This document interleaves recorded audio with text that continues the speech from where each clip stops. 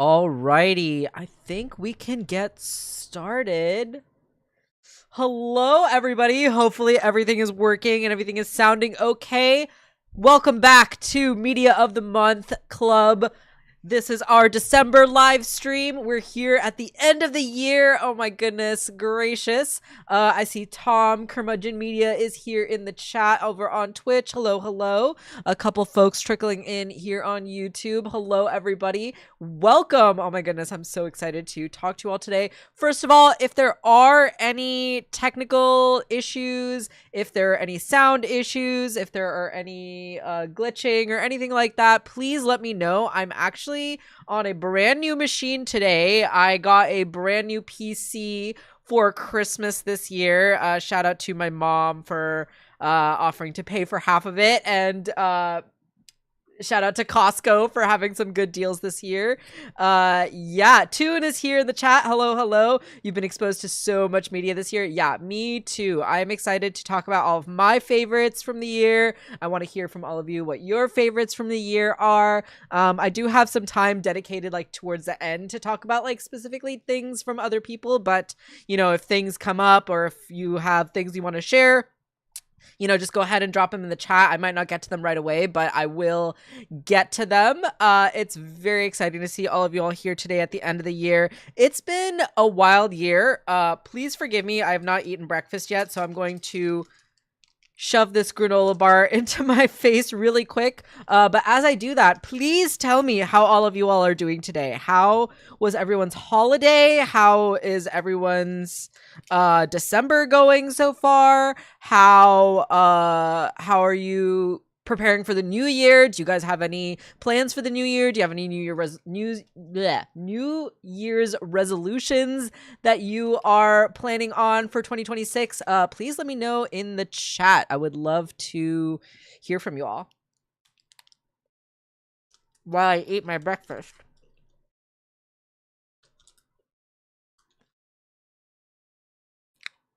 My cat is down here on the floor. She's chilling. I opened the window to let some light in, and she's very happy about that.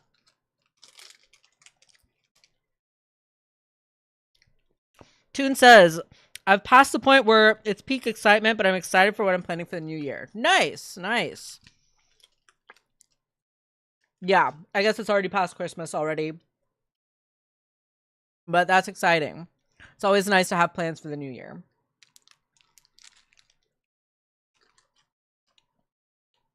I really should have shoved this in my face before I started.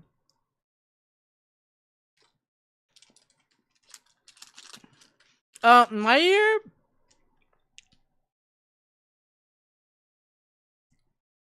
begun to draw for yourself. That's awesome, Toon. That's exciting to learn a new skill. I dabbled in drawing art a little bit last year or so. Haven't really gotten back into it, but that's awesome that you're getting into it. Yeah, my year I would say has been really up and down. Weirdly, overall, my professional life is going somewhat well. I've been at my job now, my full-time job, my day job, for about 6 years. And there were times a couple years ago where like I really wanted to quit. I really wanted to leave. And that sort of carried on through into this year. But things kind of shifted around. Things kind of settled. And so now I'm not like as desperate to leave as I once was, which is nice. And actually a fun bit of personal news as well is that I finally told folks at my job about my new name, which I hadn't done for like a year. So that's kind of nice to finally be kind of bringing those pieces of my life together.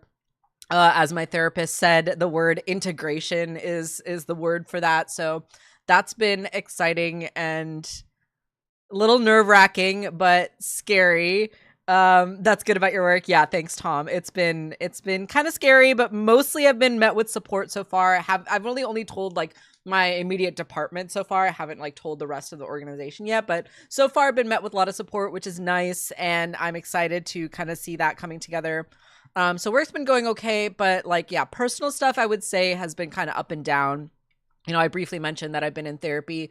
I think I started working with my therapist late last year, if I remember correctly, or early this year. But in any case, this has been kind of like my first full year of working with this therapist. And that has been pretty good, I would say. I have definitely discovered a lot about myself this past year, which I would say actually for the past several years I've like kind of more and more been discovering more about myself and understanding myself and like how my brain works and how my past affects the way that I view the world today. So that all has been really great, but also like, you know, the thing with therapy, right, is that you're kind of like uncovering all these old wounds, and so like it is kind of painful as well. Like even though you're technically healing, it's like not really a pretty process for healing. So that's kind of where I'm at with therapy right now. I'm kind of at the ugly part where like things are kind of rough, but it's kind of the necessary rough part to get through to the better parts. And yeah, I would say like things in that regard are going okay. Yeah, I had some kind of like bad experiences with getting back into dating this year, which, you know, it's rough out there right now. I sympathize with everyone out there who is struggling with that. But nothing too devastating or heartbreaking, you know, nothing too earth shattering. So that's at least something.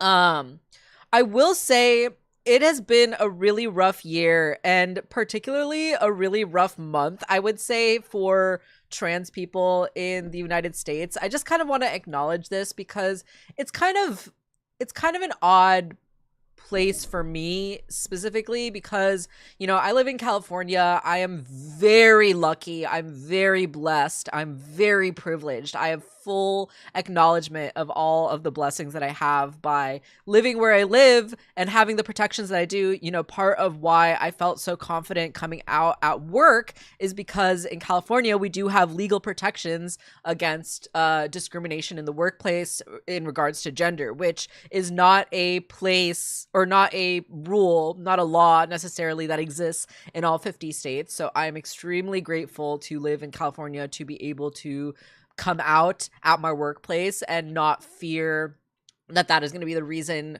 for retribution, or like if I get mysteriously fired down the road, right? Like that's just not, it's very unlikely to happen to me. I'll put it that way. It's very unlikely to happen to me. So I'm very grateful, very lucky. Acknowledge that that's not the case across the country, and it is really rough right now across the country. And I just kind of want to acknowledge that for trans people. I feel like I've just been reading news story after news story after news story about like these really horrible things that are happening. The kind of big ones that I've been seeing are the new legislation that's being passed in Congress regarding like child safety or child protection or whatever. They always disguise it that way. They always call it like child protection, but it's always just a bullshit cover up for what it really is. And I believe that this law is restricting gender affirming healthcare for minors in the United States, and it poses the risk for doctors who are administrating that care for trans individuals to be at risk for like being persecuted by the law by giving healthcare to trans minors. And that is just like so fucking crazy. Like literally it is really heartbreaking in my opinion. Hello Magical, thank you for being here, and thank you for the kind words for the personal news. I appreciate that. But yeah, my it's really strange, right? Having this like good thing happen to me in my gender journey, and then watching the infrastructure of protections against transphobia be kind of dismantled on a systemic level. It's like really, it's a weird place to be. It's a very sad place to be. It's a heartbreaking place to be. And then I think another thing that I saw as well is that the FDA is starting to issue warnings against like gender affirming like binders, like people wearing binders, or like packers, or like things like that, like anything that is like gender affirming, like clothing essentially, or like things that help you feel like, you know, closer to your body and things like that. Those sorts of things are starting to get scrutinized by the government, and that is like really shocking and upsetting, because these are literally like articles of clothing, you know what I mean? Like a binder is not necessarily a medical device. Like it kind of is, and you should definitely be mindful when you wear a binder. Like you don't want to wear it for more than 8 hours or whatever, but it's not like a medical device, you know what I mean? Oh, look at my cat sitting here, so cute.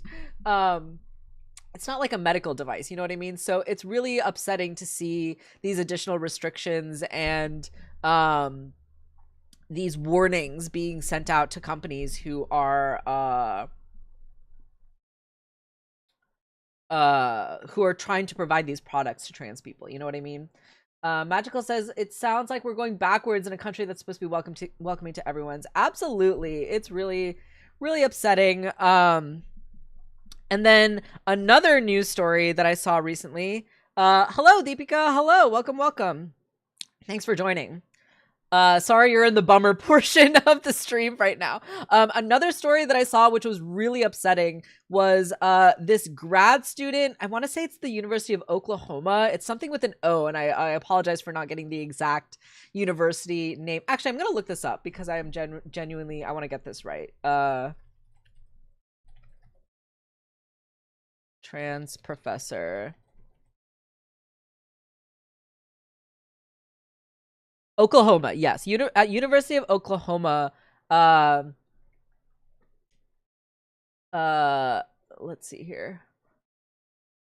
I don't know why my chat is not deciding to show me all my messages. Let me... 2025 has been such a backwards ass year for America, which I can only hope 2026 starts out better. Yeah, I'm skeptical about 2026 starting out better. But yes, this university story that I've been following that's been really upsetting. So at the University of Oklahoma, there was a grad student that was taking a gender studies course. And you would think that taking a gender studies course, you would be discussing some of these issues. So it feels very kind of intentional that the student like did this whole thing, but basically like they wrote a paper about trans issues, and they wrote a really shitty paper that like did not do any proper academic citing, and was basically like, well, God says this and the Bible says this, and I think bullying people into gender roles is okay. Like if you actually read the paper that she wrote, it is awful. It is like written like on a 3rd grade level, you know what I mean? And so rightfully so, the professors gave her an F, gave her a failing grade on that horrible essay. And of course she then used that as like a cudgel to say like, oh, I'm being silenced, oh, trans people are not like tolerant of opposing opinions or whatever. Yeah, this was a grad student. Isn't that ridiculous? It was supposed to be a graduate study class, which is so crazy. And yeah, she wrote this horrible paper. The teacher gave her a 0, and then because the teacher was trans and she was able to, you know, utilize the culture war against her, she went on like Turning Point USA. She's gotten all these like interviews and this media attention and all this stuff because she's like, oh, I'm being silenced by my trans professor. And of course the trans professor ended up getting fired, and the university like had to put out this statement being like, oh, blah blah blah. And it's just like way to tank all your credibility and all your like goodwill or whatever by siding with this like horribly written transphobic bigoted paper and firing your trans professor. Like it's really heartbreaking, it's really sad, and it's really upsetting to see that people are finally able to like crack the code of, oh, if I want to get money and if I want to get media attention and if I want to get like this grand social standing, all I have to do is be transphobic and get the media attention for being transphobic and having like trans people do something to retaliate against that and paint them as the villain. Like it's becoming more and more obvious to people now that that is a very viable path to money and social standing and notoriety and grifting, more or less. They have figured out the transphobic grift, you know what I mean? So yeah, that story that I've been following has been really upsetting as well too. So it's been a very strange year, a very strange month for me personally, where like things in my personal life are going somewhat okay, and then like reading the news and seeing like what's going on in the country is just like polar opposite, really upsetting. So there, I definitely want to do more like more awareness, more kind of like activist kind of work in 2026. That's definitely going to be my goal going forward in the new year. I definitely want to be doing more of that stuff, paying more attention to some of these stories, because I also feel like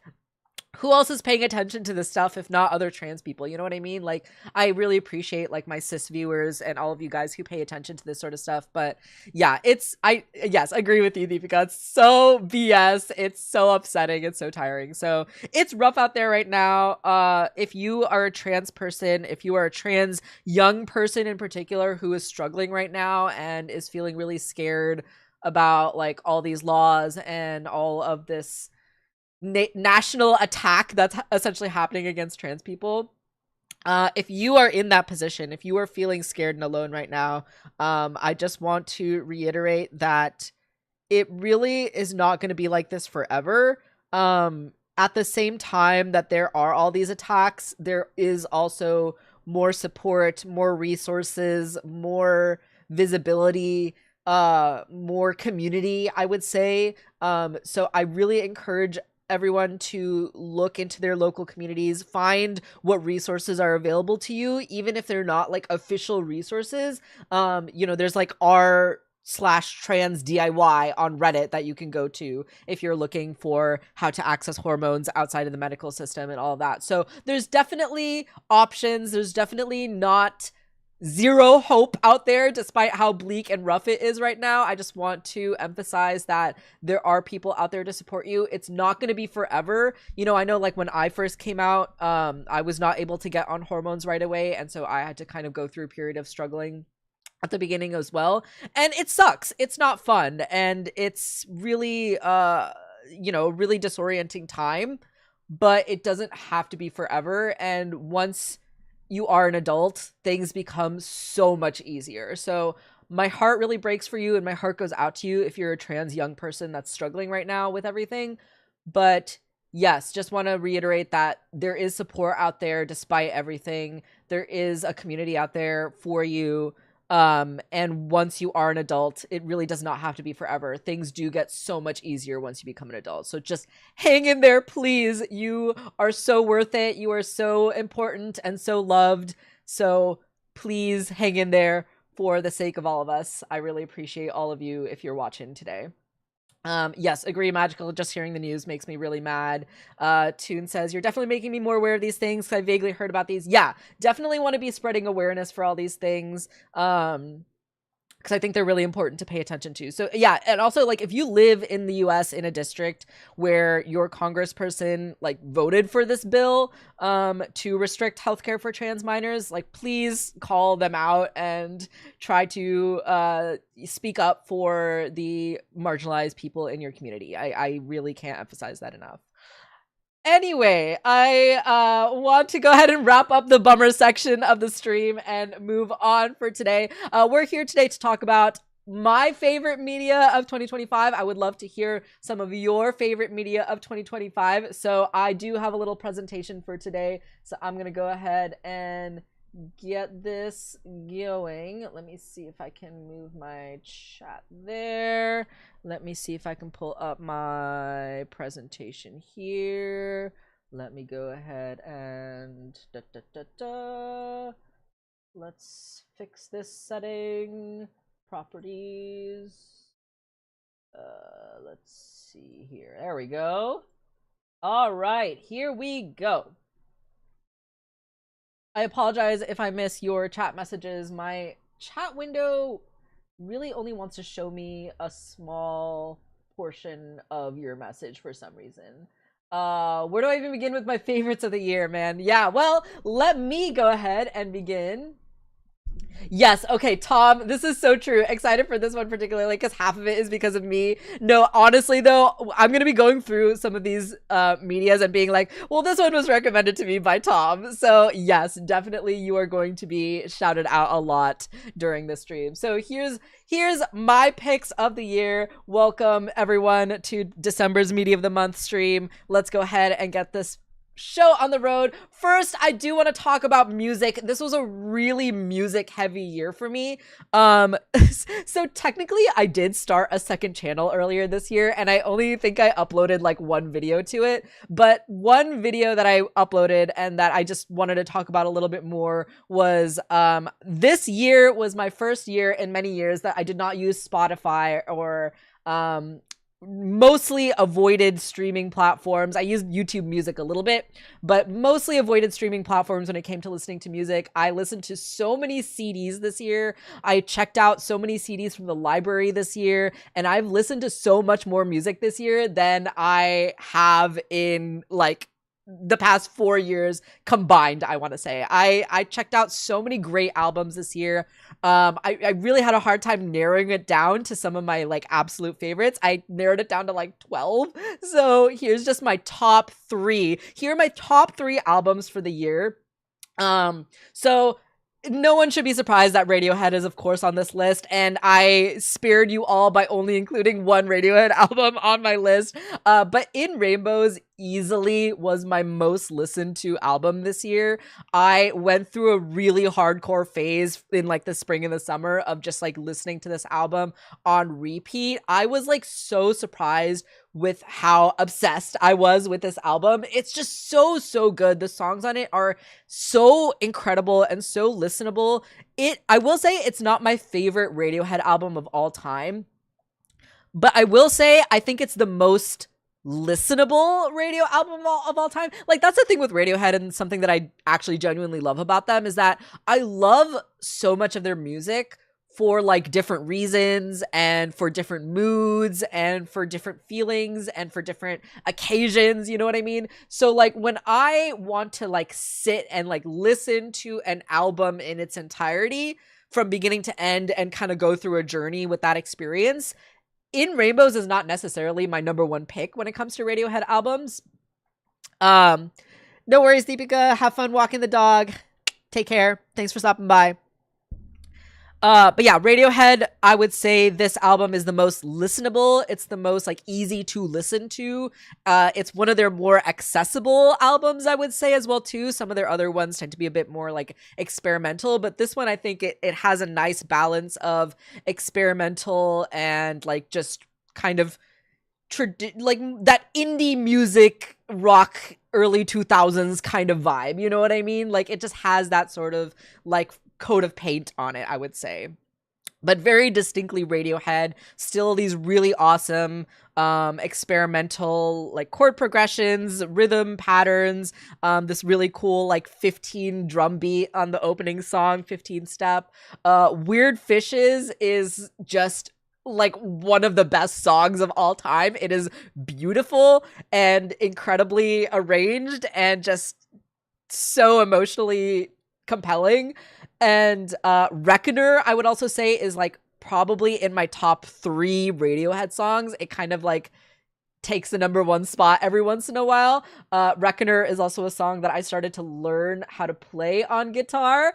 So that's been a favorite of mine as well too. And of course, one of the songs I listened to the most this year and was on repeat a lot, because like when I'm trying to learn how to play a song, like I'm listening to it on repeat a lot, right? So Reckoner is definitely like my number 1 song this year. I want to say I listened to it more than like 300 times this year.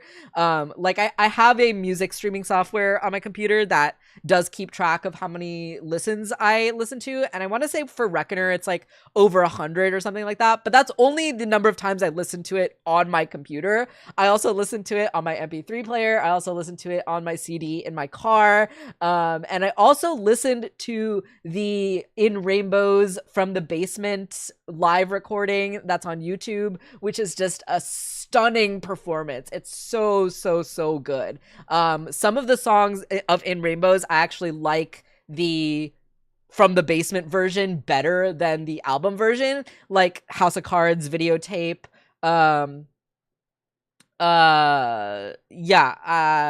some of those songs I think are just like better from the live version than the album version. Faust Arp as well too is one of those songs that like really grew on me over time. Yeah, so anyway, this album is just absolutely awesome and I love it. I was so obsessed with it this year, and definitely I would say in my top, this doesn't really say much because there's only 9 Radiohead albums, but I think I would say that it's in my top 3 Radiohead albums. Kid A is definitely number 1. I want to say A Moonshaped Pool is number 2, and probably In Rainbows I would say is going to be number 3. It kind of goes back and forth with In Rainbows and OK Computer. Like I said, I think OK Computer is a better like whole album. Like if I'm going to listen to an album from beginning to end, it's probably going to be OK Computer. But if I want to just pick some favorite songs and like listen to some Radiohead, then I'm picking songs from In Rainbows. I'm not necessarily like listening to In Rainbows from beginning to end though. All right. And then this second album I have here is an album called Kashmir by Sweatshop Boys. And the Sweatshop Boys, this album came out in 2016, actually. And how I came about this album is actually kind of funny. I just like at the beginning of the year, I was just randomly thinking about Riz Ahmed, who I unfortunately now have mixed feelings about. I really loved him at the start of the year and was really cheering for him and rooting for him. But he recently got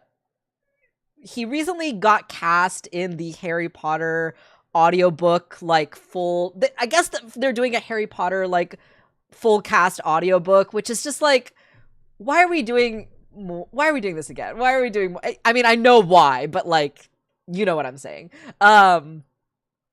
So I found out that Riz was unfortunately cast in that, and I guess he's playing Snape, which I'm just like, come on, dude. Like, I had so much respect for you, and I was like so rooting for you, and then you had to go turn around and do this. And like, I understand that like people who enjoy Harry Potter or get involved with Harry Potter are not like inherently transphobic, and I understand that like Harry Potter is such a cultural mainstay at this point.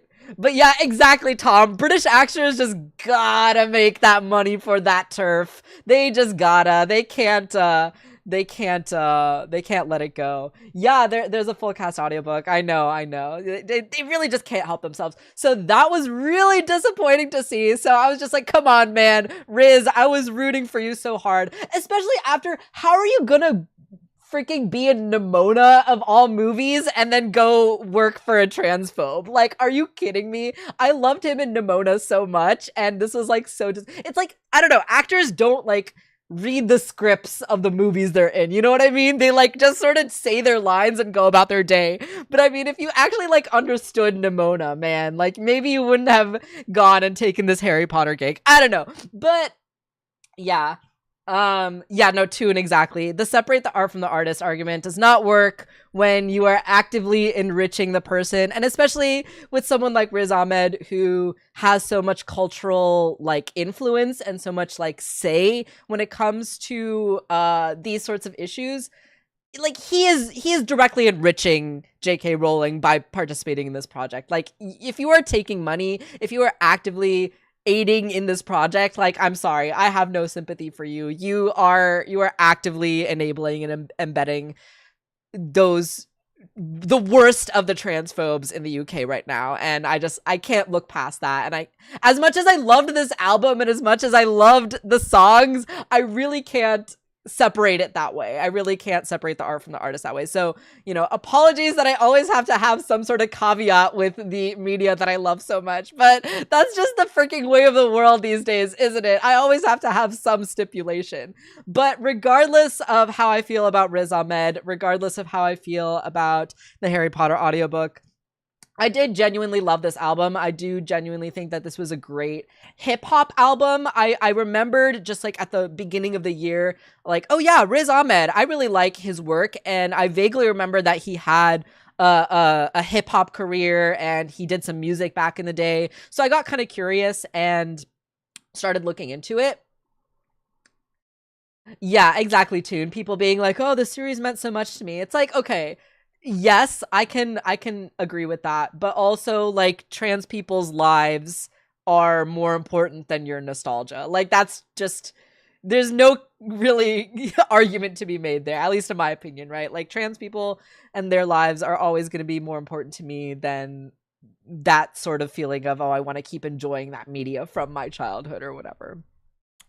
But yes, I think like when it comes to music and when it comes to people, there are ways to separate the art and the artist, but I think for me personally, it is very difficult to do. It is very difficult for me to separate the art from the artist. So even if I'm going to talk about some art that I love, I am not going to look past the people who are behind it. And I'm going to talk about it holistically, you know? And I'm going to talk about it with nuance. I'm going to talk about the things I love and the things I don't love. You know what I mean? And I feel like that also, that kind of discussion has gotten a little bit lost over the years as well, too. It's either like black or white. Like we either have to fully hate this thing or fully love this thing or fully endorse this thing, right? But I think that there can be some gray area in there. Tom, if I don't platform Harry Plompler, how am I gonna tell the word? I'm a hungle bump. Yeah, I hear you.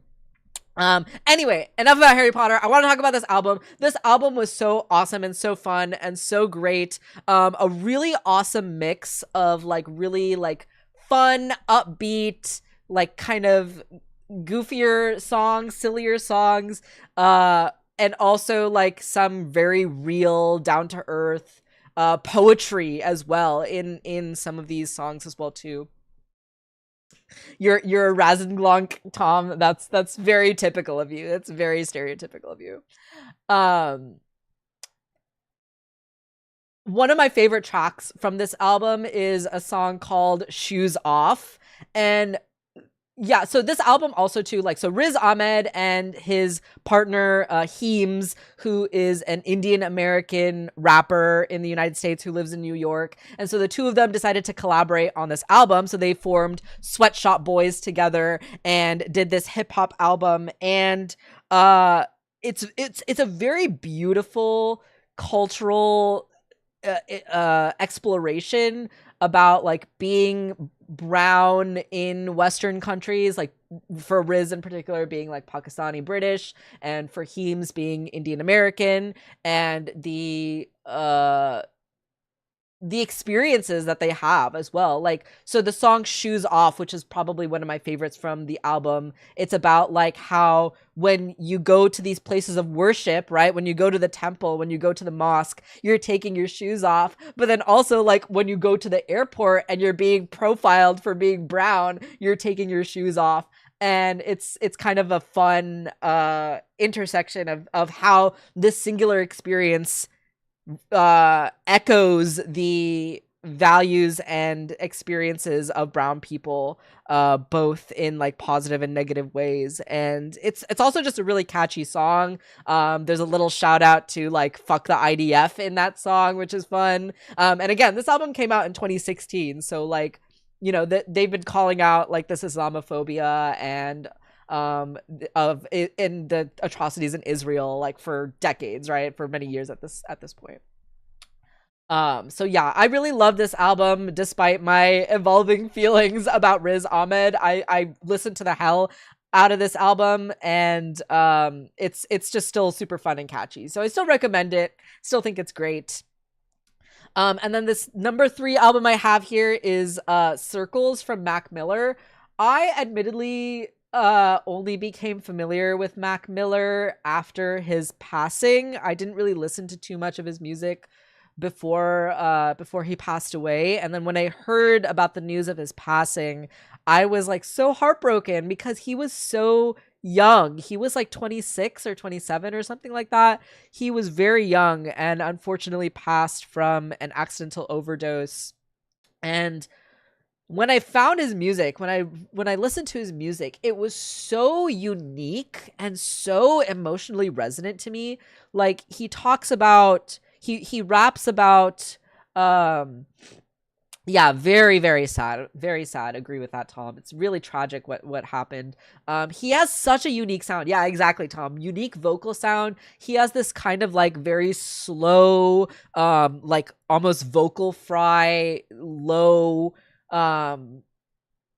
very like sing-songy kind of style of rapping, which is like very different than most rap styles, I would say.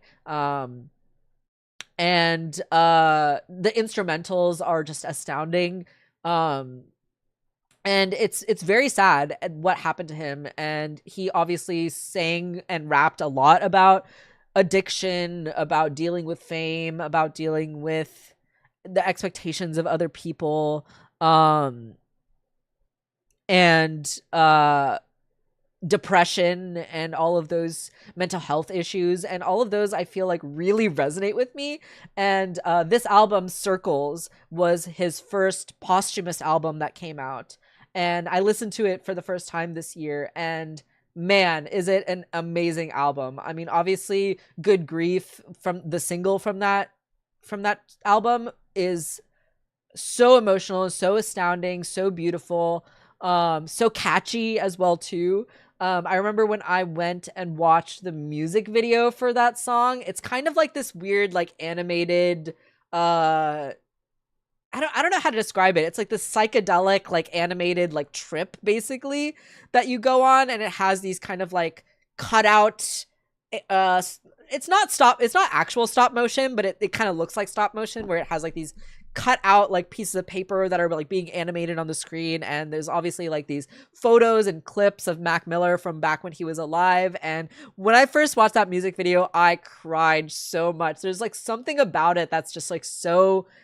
gutturally emotional, and you know, obviously with the knowledge of Mac Miller's passing, it just sort of adds this added layer of tragedy to it. But yeah, you can tell I was kind of like in a low place at a lot of points this year, because I was listening to a lot of Radiohead and listening to a lot of Mac Miller, which I feel like it should be some sort of diagnosis of some kind, some sort of depression indicator, you know what I mean? So yeah, that was a very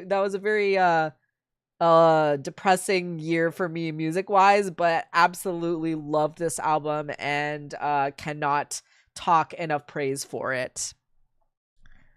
And then some other albums that I got really into this year.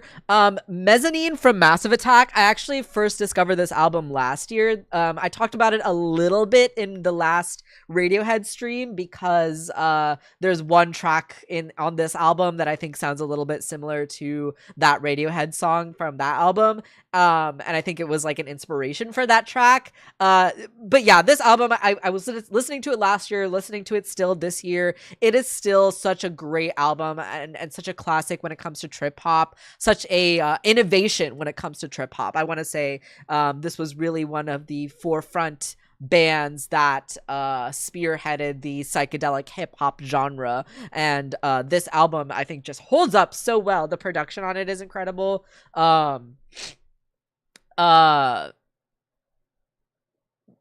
Yes, and then we have some of these ones that are courtesy of Tom as well. MF Doom. This album, Food, and Operation Doomsday are two albums from MF Doom that I listened to this year. And yeah, shout out to Tom for introducing me to MF Doom, because man, what a rapper. He is so good, so clever, so catchy, so fun, such addictive beats. Like, I found myself like just listening to the backing instrumentals like on repeat. There's a really great YouTube channel called OMA. They're this like group of English musicians who have formed this band, and they do covers of like MF Doom's instrumentals, and I listened to the hell out of OMA and their covers for MF Doom as well too. They're so good. All those guys are so talented. They're all incredible instrumentalists.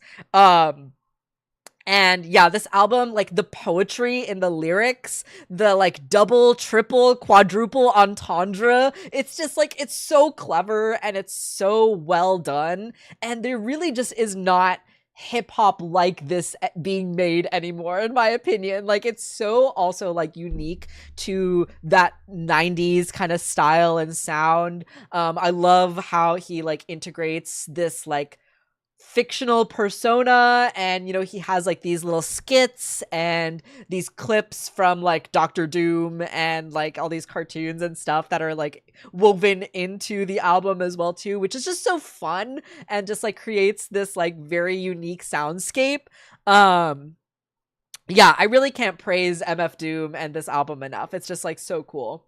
Yeah, Tom says was a genius producer on the level of Mozart, and I'm still not over his death. Yeah, absolutely. Rest in peace, MF Doom, absolute legend. One of the greatest to ever do it. What is the thing that people say, Tom? It's like your favorite rapper's favorite rapper is MF Doom, right? So everyone loves this guy. He's such a classic. Yeah, rest in peace. It's really tragic that he also passed way too soon, you know what I mean? And I wish we could have gotten more music from him, but the stuff that we have from him is just so awesome. And I've not listened to all of his albums yet. Like Mad Villainy is the next one that I definitely want to listen to. And I think there's a couple others in there that I have not listened to yet. So yeah, I've only listened to Operation Doomsday and Food so far, and it came really close if I had to pick one over the other. There were definitely some tracks from Operation Doomsday that I liked a lot more. Like, I think my favorite track from MF Doom from this year is Rhymes Like Dime, which is from Operation Doomsday, which is it's such a fun, catchy, silly, just such a vulgar song that's just like so much fun. So that would have been my number one track from MF Doom from the year. But in terms of like the album and the number of tracks that I liked from this album, I did have to go with Food over Operation Doomsday. Potholders is probably my favorite from Food. Rap Snitch Knishes, which is awesome. Yeah, there's just some really great tracks on there, so highly recommend that one. Yeah, Mad Villainy is incredible. Definitely definitely want to check that one out. Tom is also in Food main as well. That's so funny. And then this last album I have on this slide here, Bruce Springsteen's Born in the USA. Yeah, got into more Springsteen this year. I finally like listened to this album in full. Tom says Rap Snitch Knishes ruined my life because nothing else is better. That's so true. And shout out to that OMA cover of Rap Snitch Knishes on YouTube. It's just so fun. And yeah, Tom shared that with me at first too. So shout out to Tom for sharing that with me. Yeah, so Bruce Springsteen I got into this year. I obviously knew of Bruce Springsteen before, and I'd listened to a lot of these songs in the past before, and I was familiar with a lot of these songs before, but I finally got to like actually sit down and like listen to this album from front to back for the first time in many years, I would say. Yes, you introduced me to both MF Doom and OMA. Thank you. The devil on my shoulder, absolutely. Yeah, I just have two devils on my shoulder, and they're both Tom. Yeah, so I finally got to listening to this Born in the USA album from front to back, and yeah, it's just a classic. It's just so good. And I started to learn some of the songs on this album as well too. On guitar, I started learning how to play Dancing in the Dark, which is kind of the only one I can do from front to back. But yeah, this is just a very classic album, really fun to strum along to when I'm playing guitar. And yeah, who doesn't love Bruce Springsteen? He's an American icon. Yeah, we love him. He's still kicking. He's still out there playing shows today. Yeah, shout out to that old man for still going out there and doing the thing. But yeah, really love this album. Such a classic. Born to Run, Dancing in the Dark, Born in the USA. So many great, just classic, awesome tunes. And then a few more that I want to just shout out really quick. Another album that was recommended to me from Tom, Himiko Kikuchi's Flying Beagle. Just a really feel-good album. I shared this album with so many people in my life this year. I played this album for my mom. I played this album for my friends. It is just genuinely like, I can't think of an album that has like made me feel more happy than just listening to this album. Especially, oh gosh, I can't remember the name of the song right now. I think it's Fluffy. I think Fluffy is my number one track from this one, where she actually uses like her dog's barks as like little background like noises, which is just, it just, you listen to that song and it fills you with just immense glee, immense happiness. It just, yeah, I absolutely love it. This is an entirely instrumental album. Yeah, literally number one favorite. Fluffy's the goat. Tom, totally agree.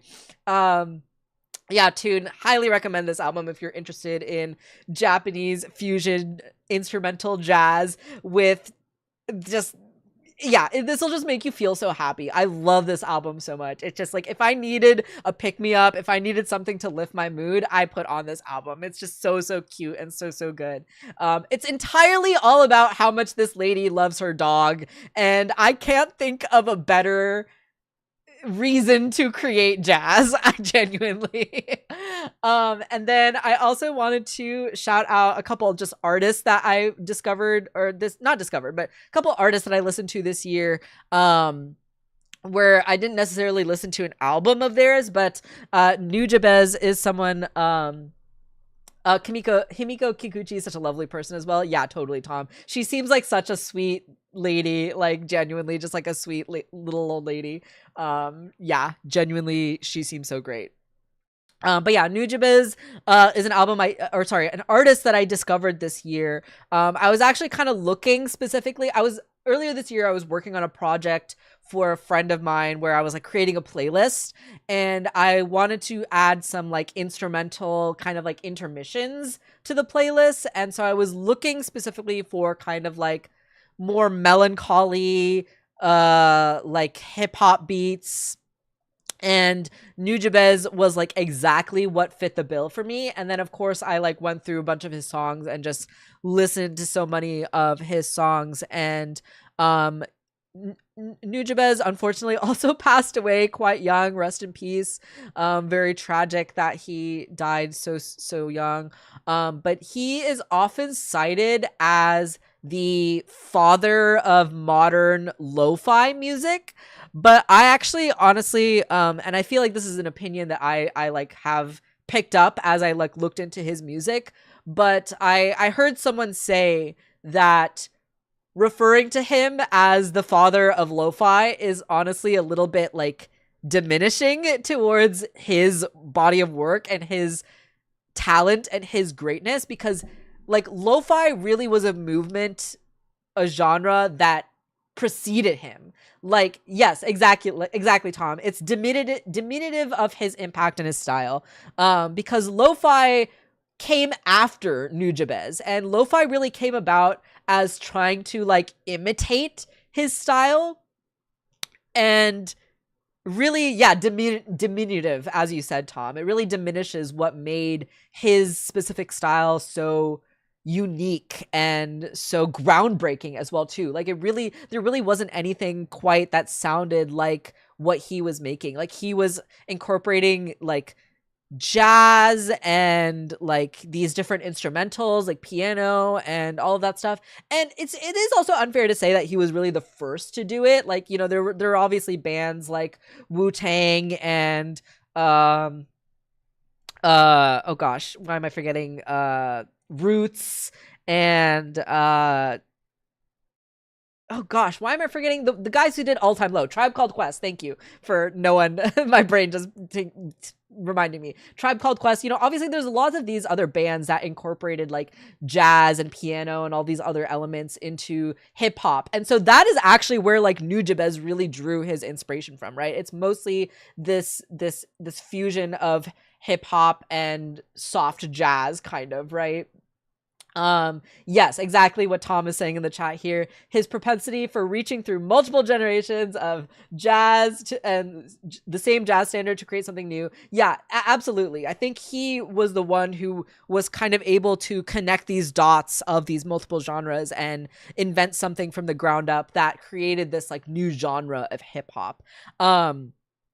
one of his songs that I got really obsessed with this year was Aurorian Dance, which is also featured in the anime Samurai Champloo, and he actually did a lot of the music for Samurai Champloo. And I forget if it was Breadsword who did the video essay about Samurai Champloo.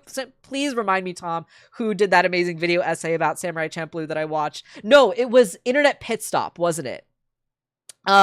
Internet Pit Stop, I think, is the one who did that video where he yes, thank you. Yes, Internet Pit Stop.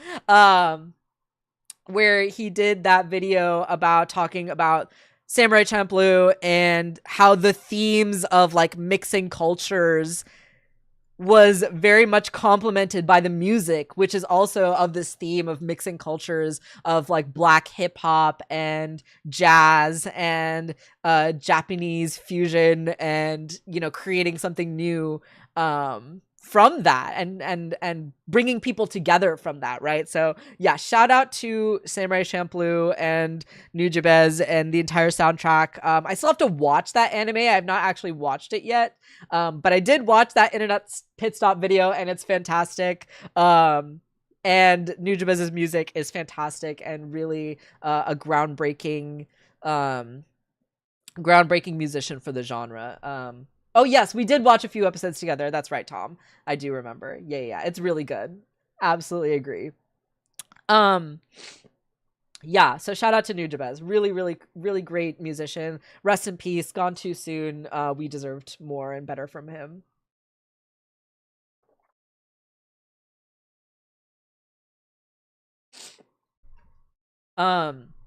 And then, as always, I gotta shout out my goat, Jenny Owen Youngs. Jenny has been an artist that I've obviously been obsessed with for many years now. She is one of the co-hosts of Buffering the Vampire Slayer, which I talked about as my media of the month a couple months ago in October. So I won't talk too much more about her and her body of work. I'm still listening to her. She hasn't released anything new this year. Her last album, Avalanche, came out in 2023, I want to say, which is just a beautiful album. It's really good.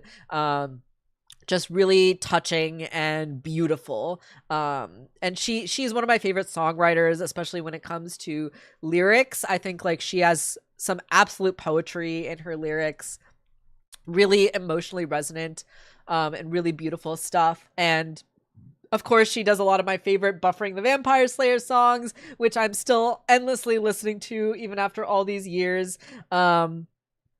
And I want to say she's also the only person that I saw perform live this year. I'm currently wearing my Buffy Prom from 2025 shirt at the moment, and I want to say this was the only like live performance I saw this year.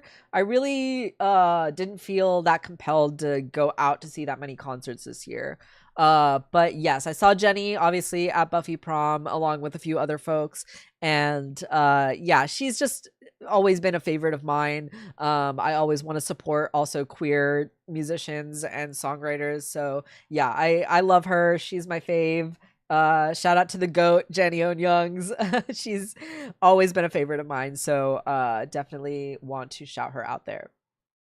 And that is all that I'll talk about for music. I will say I listened to a lot more albums this year, so it was really hard for me to narrow it down and pick it to just these few. I want to give like just a super quick shout out to like Missy Elliott.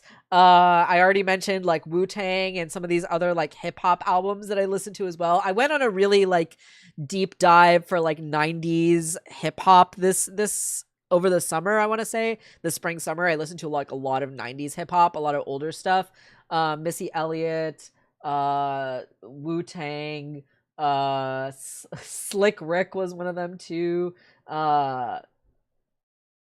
Gosh, I can't remember now off the top of my head, but yeah, a lot of really great hip hop albums from the 90s that I listened to this year. So if anyone has any recommendations for 90s hip hop that they like and want to recommend to me, I am always looking for more, and excited to discover more in that genre too, because it's so fun and so unique and so artistic, and the instrumentals are so great in a way that I don't quite see as much in modern hip hop. I really do love hip hop that incorporates like this like jazz and this kind of like melding of genres, I guess you could say. Yeah, so definitely want to discover more of those in the new year. Excuse me while I blow my nose really quick. I'm starting to get kind of congested.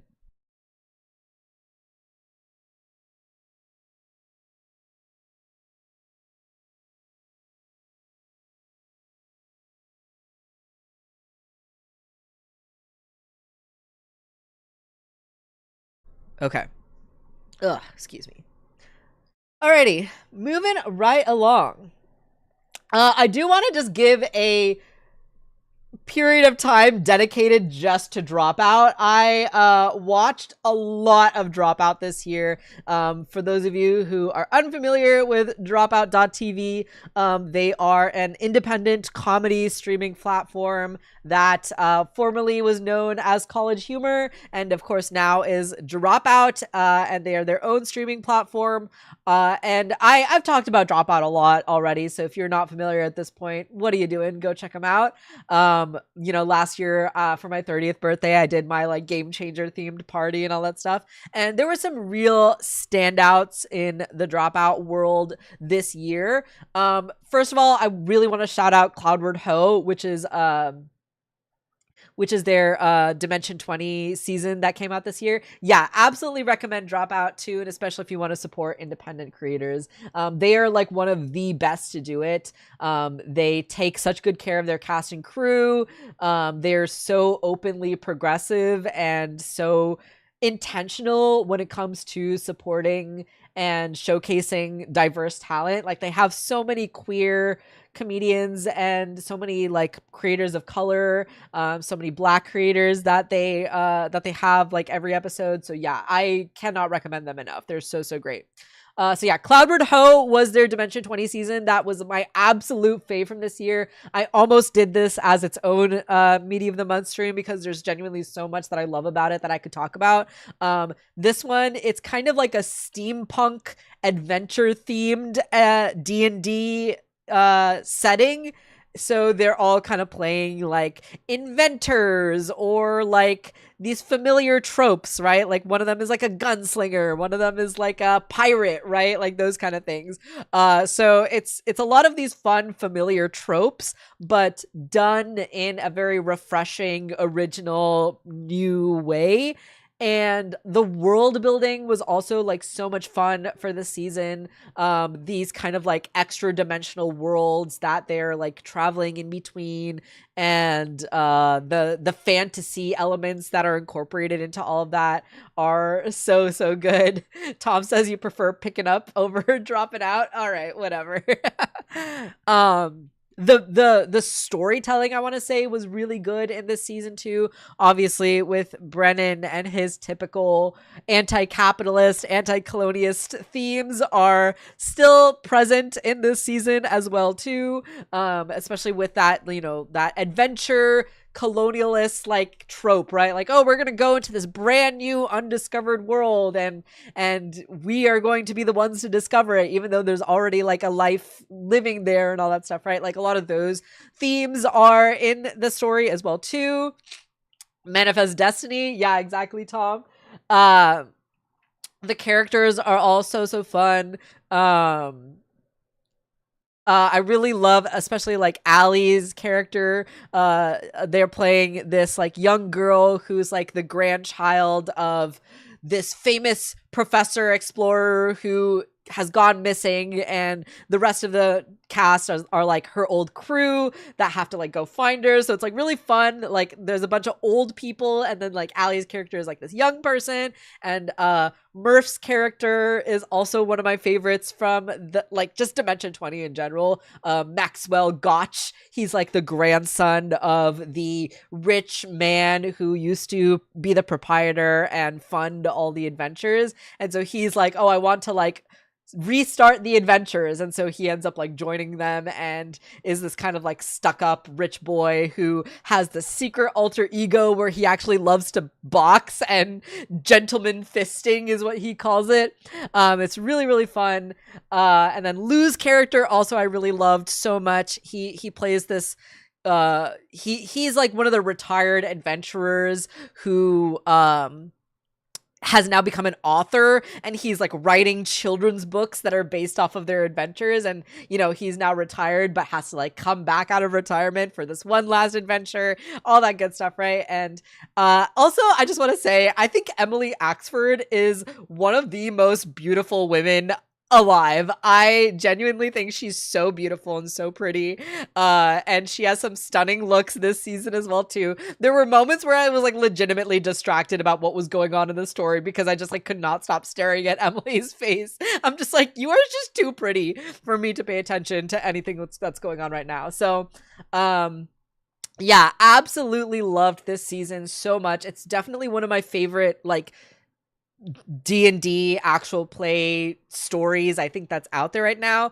I think Dimension 20 also has like an advantage over things like Critical Role or any of those other kind of longer ones where like there's only like 20 episodes in this season, right? Like it's a very like there's a beginning, middle, and end kind of to the story, whereas like some of those other campaigns like with Critical Role or some of these like longer ones, there's not really like a planned story that they're like meant to go through, right? It's just, it's more improv. It's more like whatever happens, which is fun and good. And it has its place. Like, I don't think that one is inherently like worse than the other, but my preference tends to be for more of this like self-contained story that like we can sort of investigate some of the themes a little bit more because it's a little bit more like thought out and planned out, and we can like see, we can plan some of these like character arcs, right, a little bit more than something like that's more long-standing. So that's why I tend to prefer Dimension 20, is because like these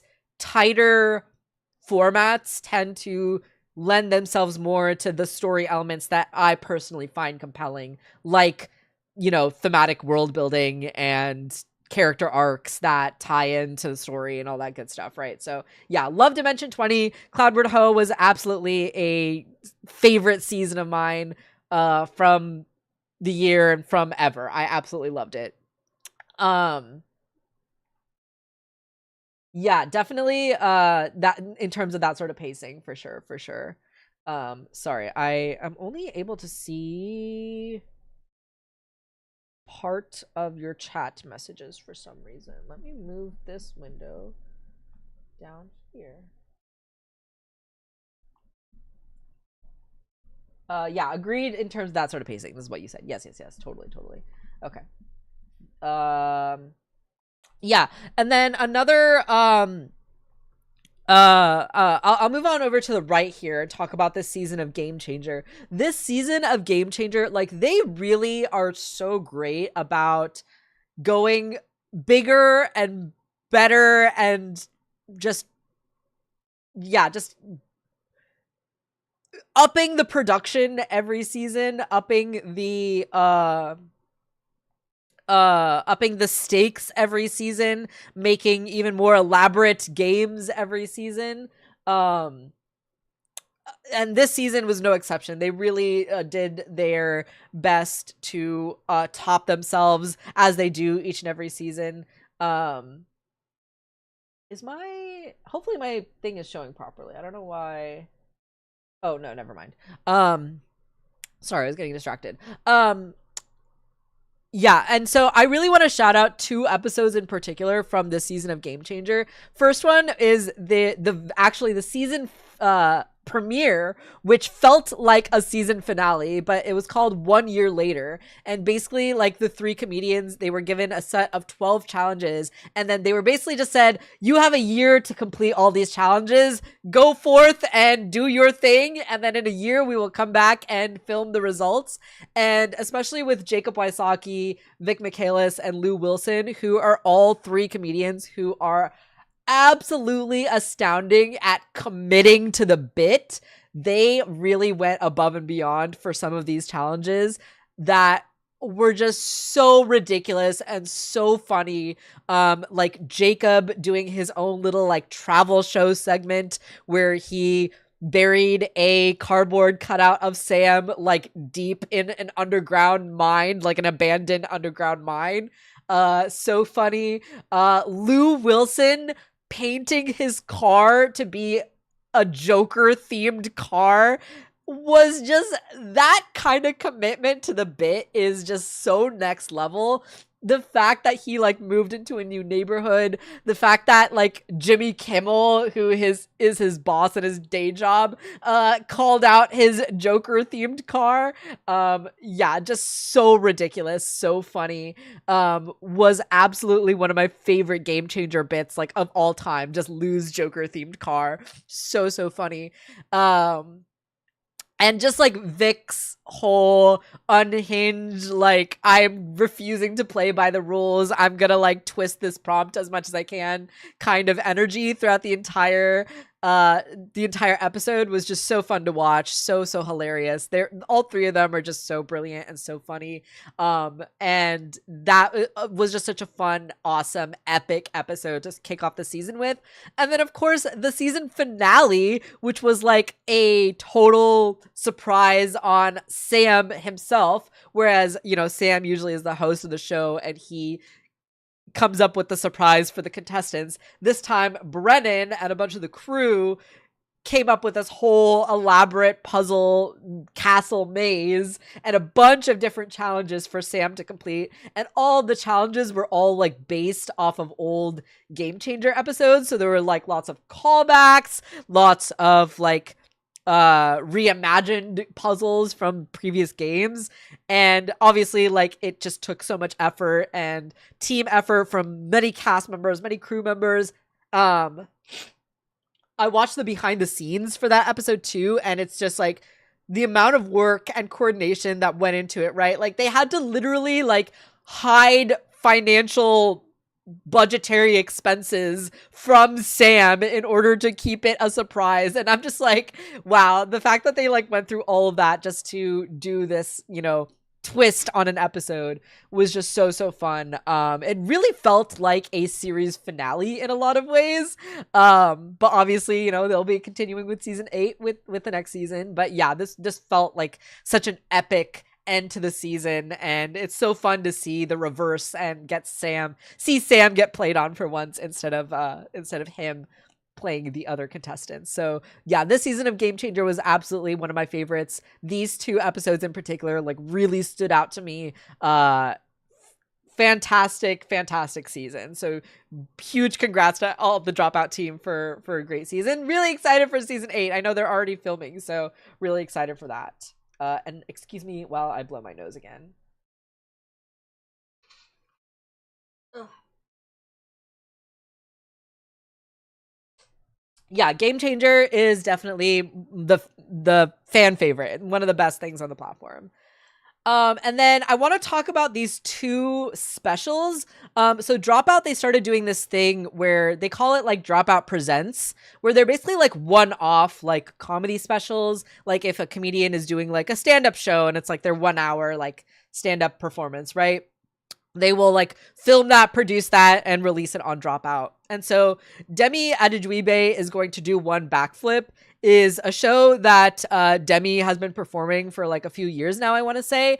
And he finally recorded it and posted it on Dropout for wider release. And it is just so good. It's so funny. I'm actually tempted to do this special as its own Media of the Month stream, possibly in February, for Black History Month as well too, because this is just one of the most like original and refreshing and creative one-man shows I have ever seen. He incorporates like some musical elements to it. He has some friends do some really funny impressions of like Wallace Shawn and Marge Simpson and like all that funny stuff. The basic premise of the show is that like Demi has a crush on someone and he invited this person to his comedy show, and he has basically gotten the clue that his crush really is impressed with people who are able to do a backflip, and so he's gonna like do this backflip on stage to impress his crush. And because he has like a whole hour to fill, he has to like do all these other things to impress his crush, right? So he has like all these little segments of like things to do to impress your crush. And it gets, the small spoiler for the show, but it gets revealed halfway through the show that the person that he has a crush on is Marge Simpson of The Simpsons fame. And so, like, you know, he has someone like call him in the middle of the show, and it's like this person doing a Marge Simpson impression. And it's just so funny. It's so creative.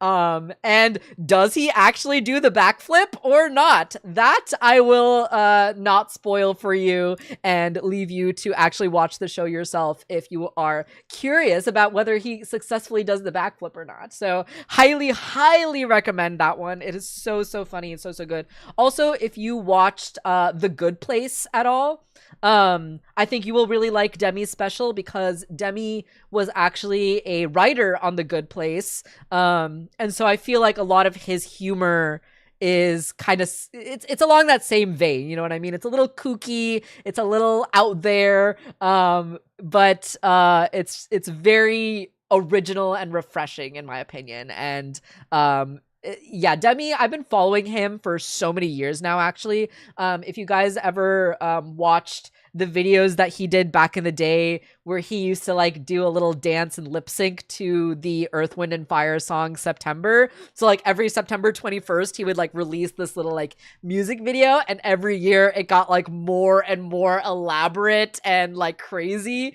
He did that for like several years, and I just remember watching those and loving them. He's just so creative and talented. And yeah, I've been following his career for many years, so I'm really happy to see him on Dropout now. I feel like he just fits there so well. He was on a couple episodes of Game Changer as well, and yeah, he's just such a perfect addition to the cast in my opinion. Just so funny, so creative, and astoundingly witty, and I absolutely adore him. And then one more Dropout special that I wanted to talk about, and this one, in my opinion, I am pretty comfortable saying that this is the most underrated thing that Dropout has ever released, and that is this special called Vanessa 5000. And Vanessa 5000 is another one-man show. It's one of the Dropout presents. The comedian, her name is Courtney Poruso, and I watched the behind the scenes of this special as well too. And technically this is a clowning performance. So what does that like mean? What does it mean to be a clown performance, right? So she is playing a character. She's playing this character called Vanessa 5000, and Vanessa 5000 is a sex bot.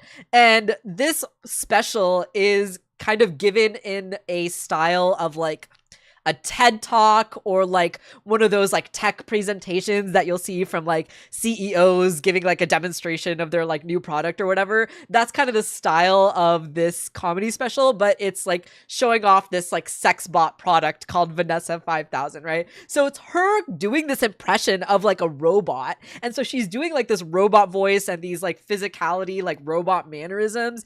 And it obviously kind of goes into like sexuality and the intersection of like patriarchy and technology and capitalism. And this is the only one-man show special that I have ever watched that has made me both gutturally laugh out loud, cringe my face so much with discomfort that I literally had to go like this and close my eyes and look away from the scene, because there are moments that get so grotesque and so like visceral that you just like literally, like I just literally couldn't watch. I literally had to wince and look away from the screen.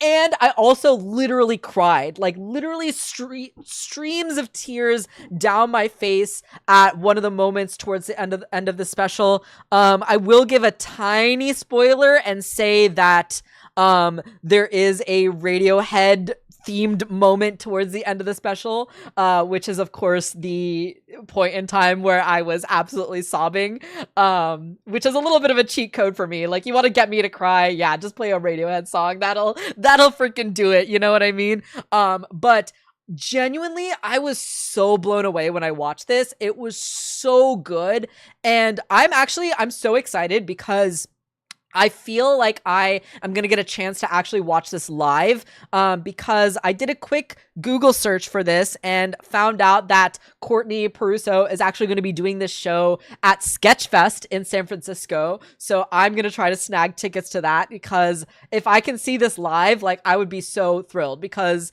watching it just through the screen was already like so amazing, and I can only imagine how it is to watch it live. And even though I've already watched it, like, I think it's totally worth it, I think, in my opinion, to see it live. So I'm gonna try to see it live just because it was so incredible. Highly recommend it if you are interested in clowning performances, if you're interested in like comedy that has kind of this like biting edge to it, where it like has all these like social commentary elements as well. Genuinely, I think might be one of my favorite things that Drop has ever produced. Like, I know that's a bold claim, but it is so brilliant and so good. I really cannot sing my praises for it enough. So highly recommend Courtney Peruso's Vanessa 5000. One of the most underrated things Dropout has ever produced. And then I just wanted to also give a small shout out. A couple of these like honorable mentions I kind of put here down in the corner. These are two new shows that Dropout released this year. Actually, I think Gastronauts they released last year, and they did the second season this year. But I genuinely do love Gastronauts a lot. It's basically a cooking show where three comedians act as the panel of judges, and they give these like wacky challenges to these three chefs, who then have to like come up with a creative meal based off of the challenge. So like, for example, Brennan's challenge was who can create the heaviest meal, or like, oh gosh, what was another one? I really loved Emily's challenge from this season, Emily Axford, where her challenge was like, I will never get to experience the sensation of eating crumbs out of my beard. So I want you to create a dish that emulates that feeling of eating crumbs out of my beard. And so the chefs had to like plate their dish on like a mannequin head that had like a beard on it. And it was like, it's like very creative, funny, silly things like that, right? I really love it. There's something about it though that I feel like it could be better.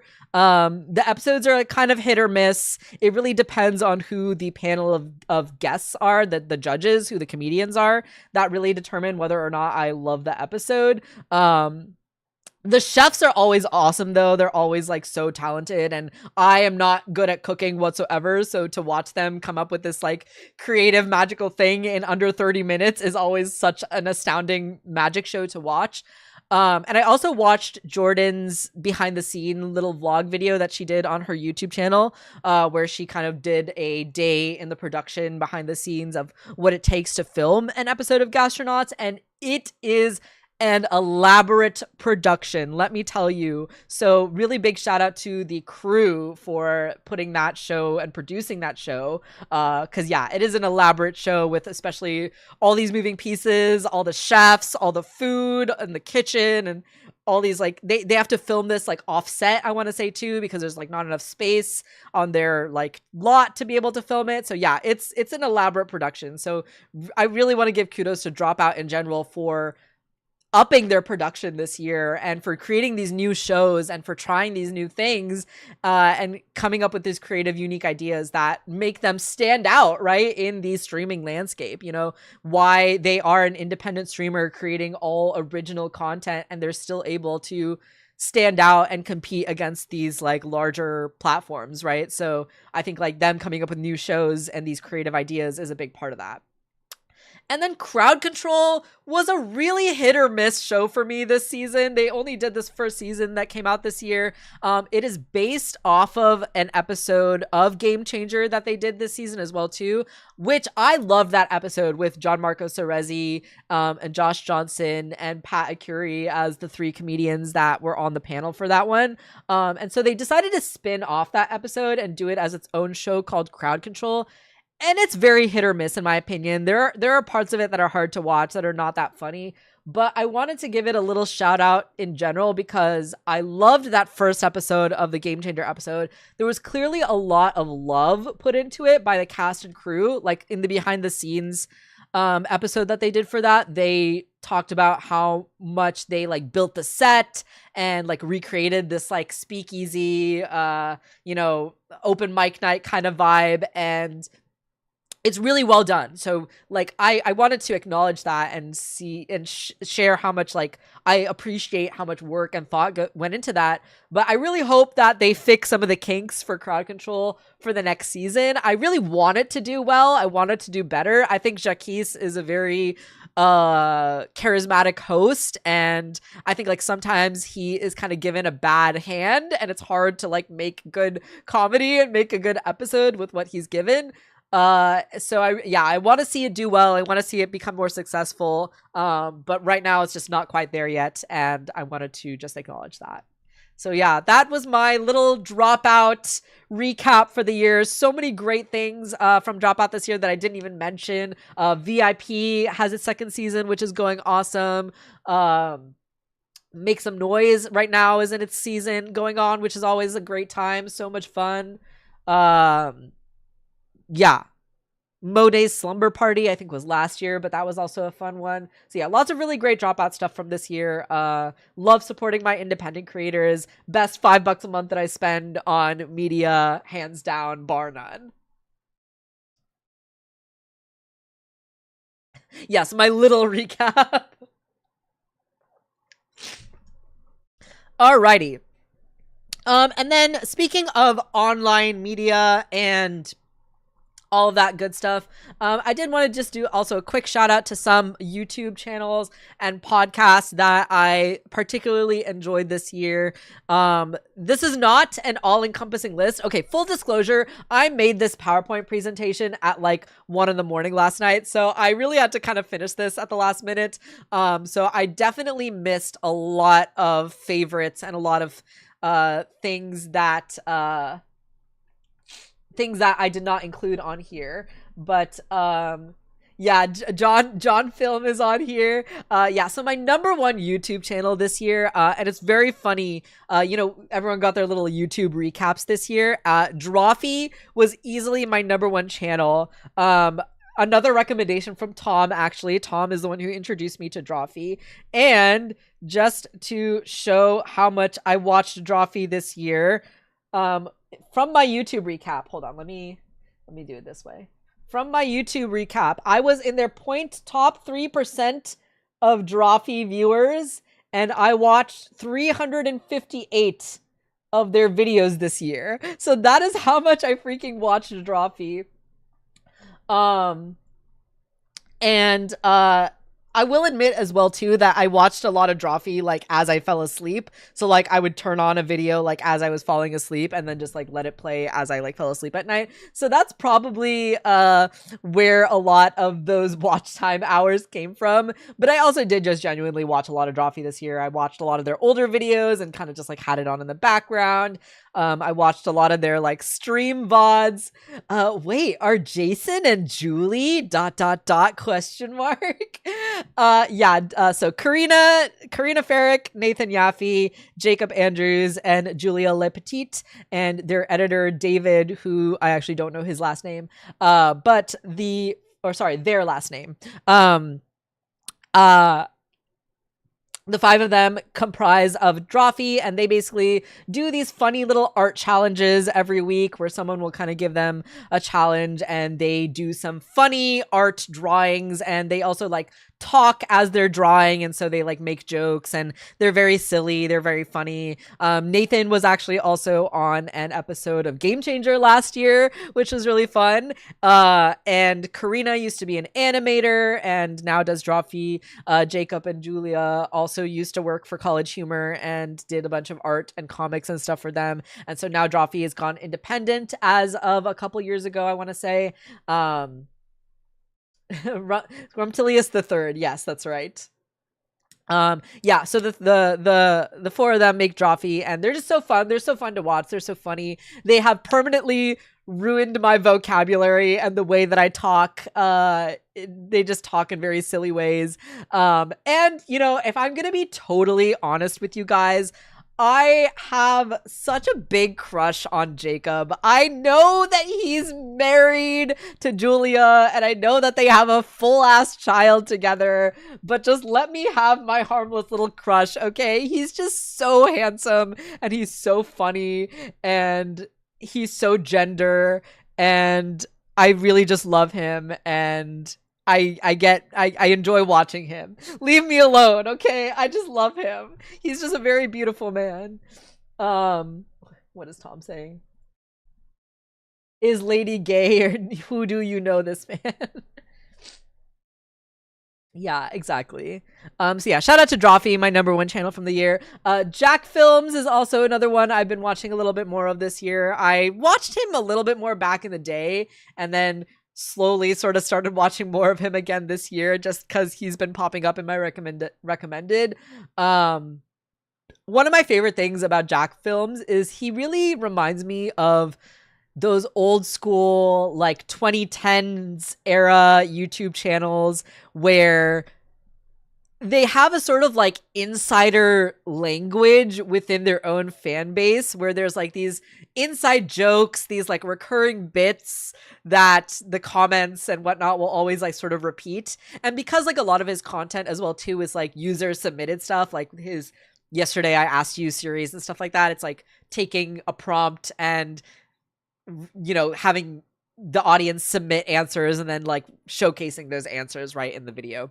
So a lot of his content is audience driven. So because of that, it sort of reinforces these like inside jokes and these memes that repeat within his videos. This meme sort of came about this year when he posted this photo of himself on Twitter where he's like, the fajitas came out sizzling, which is actually a reference to like a really old, like very old meme, like from 2005 or something. And for some reason, this tweet like went viral on Twitter, and like a bunch of right-wing chuds started like hating on him for like dancing at fajitas or something. And so like that also became a meme as well with his channel.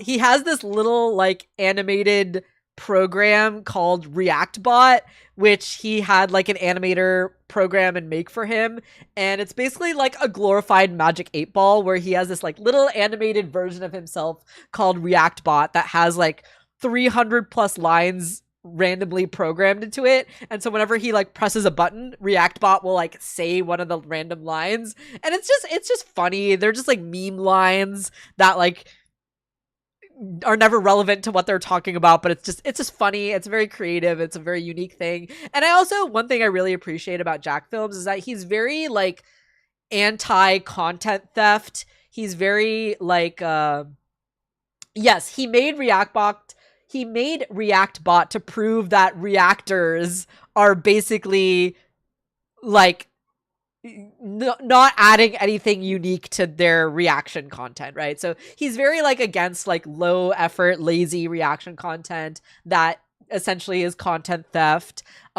He's very good at like shouting out smaller creators and propping up animators and artists and giving credit to people for their creativity. So I really appreciate that about him, and I feel like that attitude and ethos is so necessary in the YouTube landscape. And the fact that he has been doing this for so many years now, decades or whatever, I think it's so important to have that ethos in a creator that has that much power. Tom's gonna go shower for sure. Thank you for letting me know. Yes, definitely we'll talk about Millennium Actress when we get back. Yeah, what did Toon say in the chat here? That sounds funny. ReactBot. Yeah, ReactBot is so funny. I didn't really love ReactBot at first, but now I'm just like, I love that little thing. He's so funny. Okay. And then another channel I've been watching a lot of is Marin Music Center. I will admit that I watch a lot of him mostly for guitar tutorials, and he also will do videos with like little guitar tips and like talk about just like random guitar topics, but he is also just genuinely entertaining to watch. He's got a little bit of that like millennial dorky dad energy, which can be a little hit or miss for some people, but I find it endearing. And in my opinion, I don't know if the man has ADHD or if he simply is giving advice for guitar players that have ADHD, but I have found a lot of his tips to be very useful and to be very applicable to the way that I learn and the way that I understand the instrument. And so I feel like for anyone out there who is maybe neurodivergent or who has ADHD and is trying to learn guitar, and maybe the traditional tips from people are not quite working for you, highly recommend Marin Music Center for learning guitar and trying out these kind of new mindsets and strategies that help for people who might not learn in the typical way that most people do. So quick shout out to Marin Music Center for that. I don't have them with me because I reorganized my desk recently and I put them away and I don't remember where I put them. But I did buy his guitar picks to support his channel as well too. So yeah, shout out to Marin Music Center for some awesome tutorials. And then another comedian that I've been getting into this year, thanks to Dropout in particular. I knew of Gianmarco Cerezi beforehand.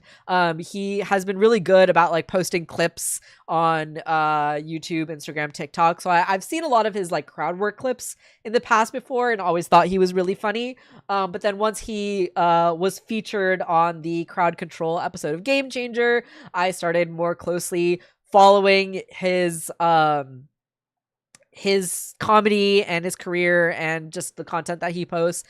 And yeah, I just think he's one of the funniest comedians out there right now. One of the best when it comes to doing crowd work. I really appreciate how progressive he is as well. He is one of the few comedians that was brave enough to speak up and call out the hypocrisy that was going on with the Riyadh Comedy Festival that happened earlier this year, and a lot of comedians, you know, basically selling out and taking blood money to go perform in Saudi Arabia. Gianmarco was one of the few comedians that like called out that hypocrisy for what it was.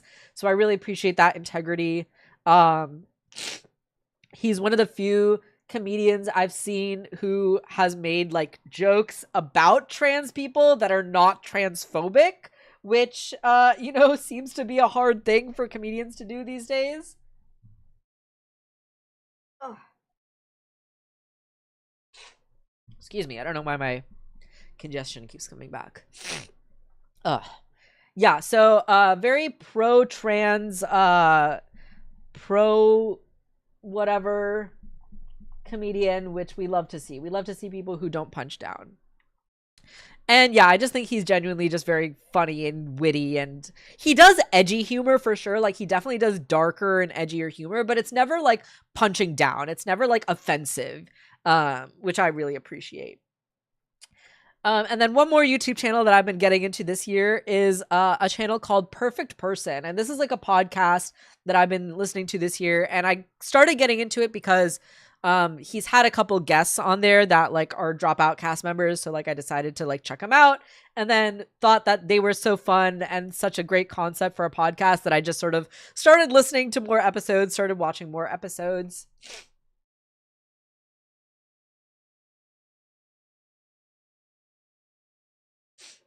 Toon says it's because most comedians just don't care to read up on trans people and they view them as a punchline.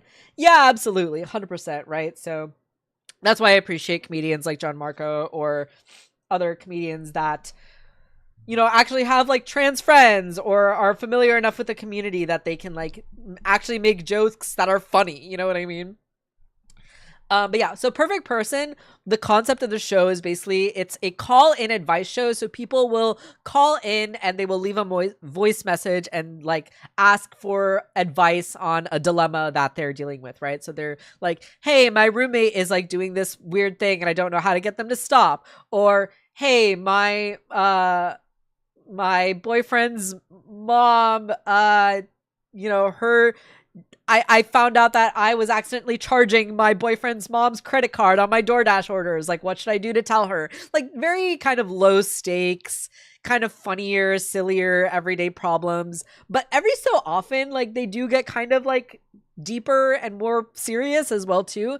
And something that I appreciate about Miles Bonsignore, he is a comedian. It is supposed to be a funny show, but there is a level of earnestness to it, which I have like not really seen in a lot of these like kind of advice shows that I have like seen in the past from comedians. Like comedians who do advice shows tend to keep things very like light, very, very ironic, very like not serious. But Miles does have this element of earnestness to him where like he is giving advice and it is like funny and entertaining, but he is actually genuinely giving advice. Like he is giving advice that he intends for you to take seriously and to follow. Whereas like, you know, I used to listen to shows like My Brother and Me, or like some of these other comedy advice shows where they really were just using the question from the audience as like a jumping off point to make jokes and be funny. Whereas with Perfect Person, like that definitely still is a thing, but it is also real advice and it is also meant to be taken as genuine advice. And I don't subscribe to Perfect Person on Patreon. That might change in 2026 because I do genuinely love the show and I want to support it. But I think what's really cool about their Patreon is that they will actually like follow up with the callers and get the ending to the story. Like, how did you follow the advice and how did it go and what was the follow up from the advice that you were, you know, given? Which I think is just a really smart Patreon perk for a creator, because like everyone wants to know what the end of the story is, right? So like of course that's something that people are willing to pay for. So yeah, I think like Miles is just a really good creator, a very like smart creator, someone who I actually kind of like want to emulate a little bit as I think about my own channel like going forward. Because something I really appreciate about him is that he has this fun comedic energy to him and he wants to be silly and entertaining, but he's also like someone that in my opinion genuinely just like loves talking to people and just like loves hearing about people's stories. He has this kind of like genuine earnest love for humanity that I think is kind of absent in a lot of this like irony pilled content world that we live in today. So that level of sincerity and that level of like earnestness is something that I really appreciate about Miles and Perfect Person. So that even though it's like funny and entertaining and silly, it is also like more down to earth and like more real in my opinion than some of these other advice shows that I've listened to in the past. So yeah, want to give a shout out to that one, a new podcast that I've been listening to this past year as well. And then one of my favorite all-time YouTubers that I wanted to shout out, I've been watching her for years, Lily Alexander. She is a trans girl who lives in Canada. She just got married this year, so congrats to her. But she put out one of my favorite videos this year, all about like surveillance and like being watched and how the intersection of living in a surveillance state and like being a trans person affects her day-to-day life. And her videos in general are always so resonant to me. Like I always feel so much when I watch her videos. Her filmmaking abilities have also like exponentially gotten better as she's continued to develop her craft over the years. And especially like this last video that she did is like so cinematic and so well done, so well produced. And she always talks about topics that feel like so resonant to me and make me feel just like so seen. And yeah, I absolutely cannot sing enough praises for Lily. She makes such smart, pertinent, important videos. Especially if you're trans or if you want to support the trans community, highly recommend her videos. There are other YouTubers that I did not put on this slide here that I didn't have a chance to give a shout out to. Ro Ramden is another trans YouTuber who just started making videos again this year. She kind of went on hiatus for a little while, and then this year she kind of has picked it back up and has made a couple really great videos. And honestly, I think she is one of the best YouTube video essays SAS on the platform. Like, she's so creative. She does all of her own music for her videos. Her like filmmaking again is just like top of the line. Her editing is incredible. So she makes just incredible videos. Highly recommend her as well. I'm trying to think if there are any other YouTube channels that I want to shout out. I watched a lot of Pokemon Sleep content this year as well too.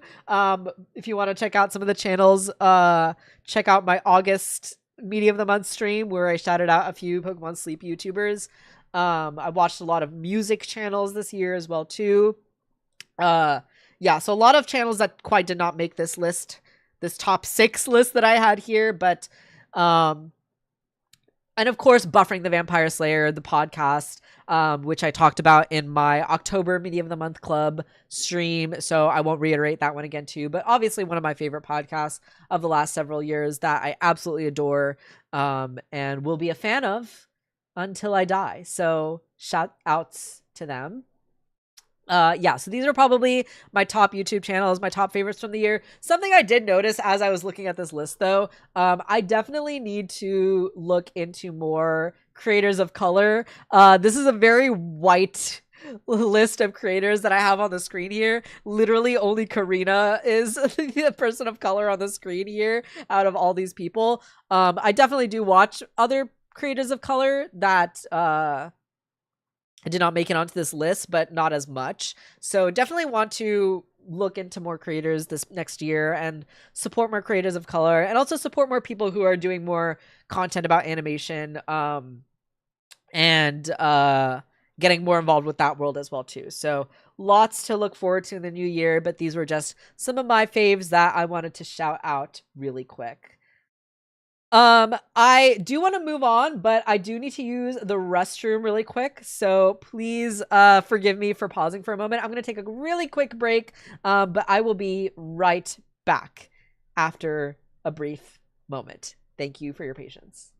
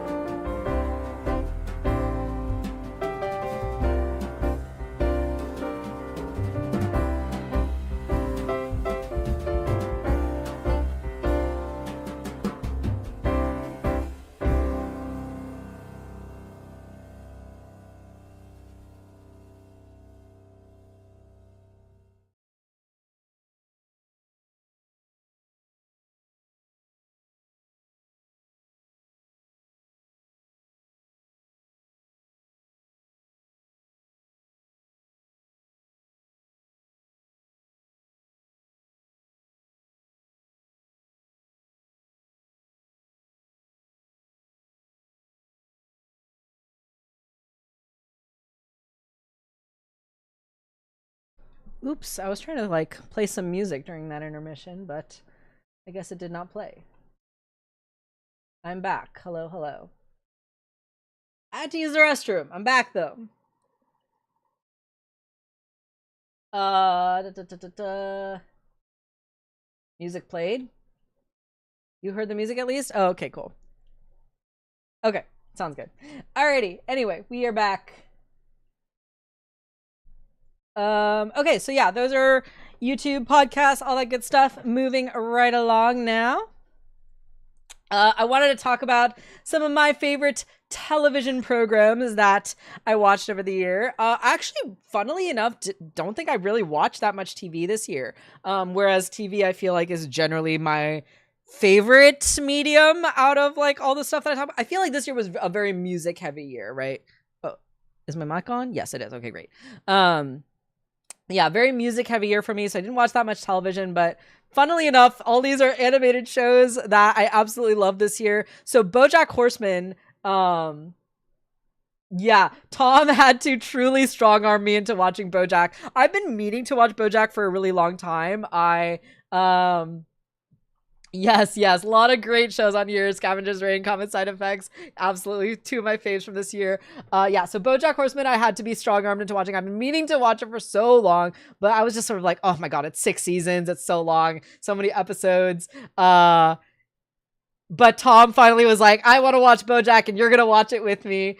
So I finally got to watching BoJack, and oh my god, you guys, this show, I want to say this has quickly become one of my favorite shows of all time. I absolutely loved it. It was so good, so smart, so funny, so heartbreaking, so devastating, so brilliantly written, absolutely incredible character writing. Yeah, stars, they come and go. That Nina Simone song was one of also my favorite songs of the year. Absolutely got obsessed with it because of BoJack, because of that scene. Yeah, Toon says, I really love BoJack Horseman too, but it's been an incredibly long time since I revisited. Not sure if I want to because it's purposely uncomfortable. Yeah, it is hard to watch at certain episodes. Absolutely for sure. And actually, Toon, I did also watch Long Story Short. I consider the new series Long Story Short to be fave watch of the year. Tom wasn't very fond of it. I will say ooh, my cat. I will say I liked it. It wasn't my favorite thing ever. I thought it was good. It was good for what it was, but I also feel like it wasn't trying to be anything spectacular in my opinion. So I think it accomplished what it set out to accomplish and kind of nothing more than that. And that's kind of how I felt about it. But I definitely enjoyed it when I watched it. But compared to these three, not really my favorite of the year. But BoJack, absolutely a standout for me. Might even now be in my top 3 favorite shows. I'm pretty comfortable saying top 5 favorite shows of all time. Maybe in my top 3, maybe in my top 4. Let me think about it, because like Steven Universe, Infinity Train, Buffy the Vampire Slayer are probably my top 3. So BoJack might be my number 4 if I'm thinking about it. Yeah, I think that's how that goes. Tom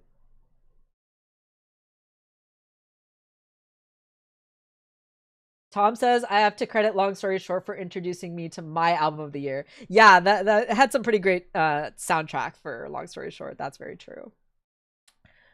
Yeah, but BoJack, just what can I even say? Absolutely hilarious. Like the jokes are just so cutting, so funny. All the background gags. Like I feel like I need to rewatch the show and ignore the story altogether just so that I can pay attention to all the background gags. Like there are just so many absolutely brilliant, hilarious background gags. And the animal puns, like all of that is just so funny. And then of course, like it's so devastating and so heartbreaking. I really resonated with BoJack's struggles with addiction, and like it's kind of funny. Like even though there are aspects to BoJack that are so removed from my experience, right? Like obviously, like I'm not a child actor, or I'm not a young actor, I'm not like involved with Hollywood or in that kind of world or that industry. I'm not like a old man in my 50s who had like a horribly abusive family environment growing up.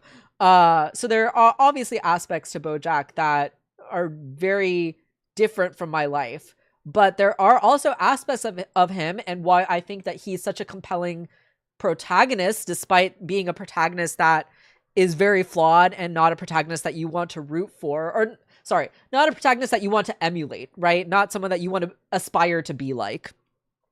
But he is someone that you want to root for, because I think he's someone that you see pieces of yourself in and relate to in very like uncomfortable ways, right? Like what Toon says, it is purposefully uncomfortable. Like you see BoJack like making these mistakes or creating these problems in his own life that are self-imposed, and you like watch this train wreck, but it's very relatable because you like think about it and you're like, I would probably do the same or something very similar in that situation, right? And yeah, incredibly written show, incredibly heartbreaking. It makes me really sad to also think that we probably won't get another show like this in the modern animation landscape, because like season 1 is a little bit rougher compared to the rest of the show. And even though I enjoyed season 1, I think that if season 1 were being made today, I don't know if it would get a season 2, you know what I mean? Which is really sad to think about, like all the potential BoJack Horsemans that are out there right now that are just not seeing the light of day because they're not really given a chance is really kind of sad to think about. I think BoJack really came out at the right time when it did. So very grateful that it exists because it's an incredible show, but yeah, definitely would like to see more in the future. Yeah, and then Scavenger's Reign, oh my god, absolutely incredible show. Raphael brought that up during his press interviews for Long Story Short. Yeah, totally, Toon. I can totally see that.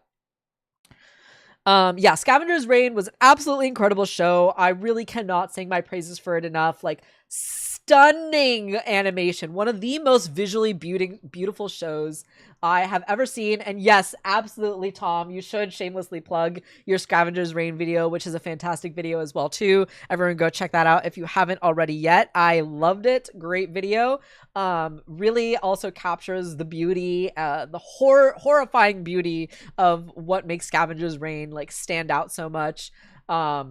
Yeah, absolutely beautiful visuals, a beautiful animation, and some of the best character writing I think I've ever seen since Infinity Train, in my opinion. Like, I would put this on par with Infinity Train in terms of character writing, especially because, you know, it is just like 10 episodes or whatever, and it's like a little mini series, and they go very in depth with multiple character arcs, and interwoven with the other characters and the setting of the show, right? Like them being on this like abandoned alien planet and the natural forces that they have to combat against that directly reflect their internal like character conflicts that they were carrying with them at the start of the journey, right? Like it's such beautiful character writing in such a concise 10 episode format.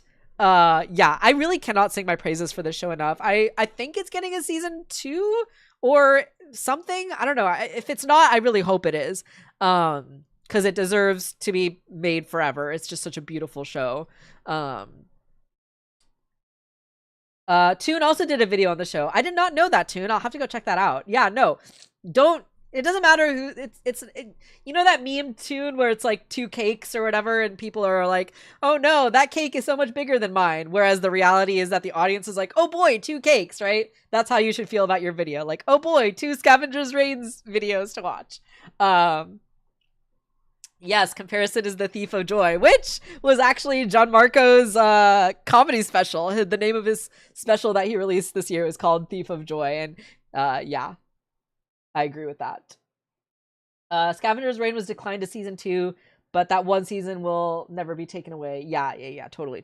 Yeah, moved on to Common Side Effects, yeah.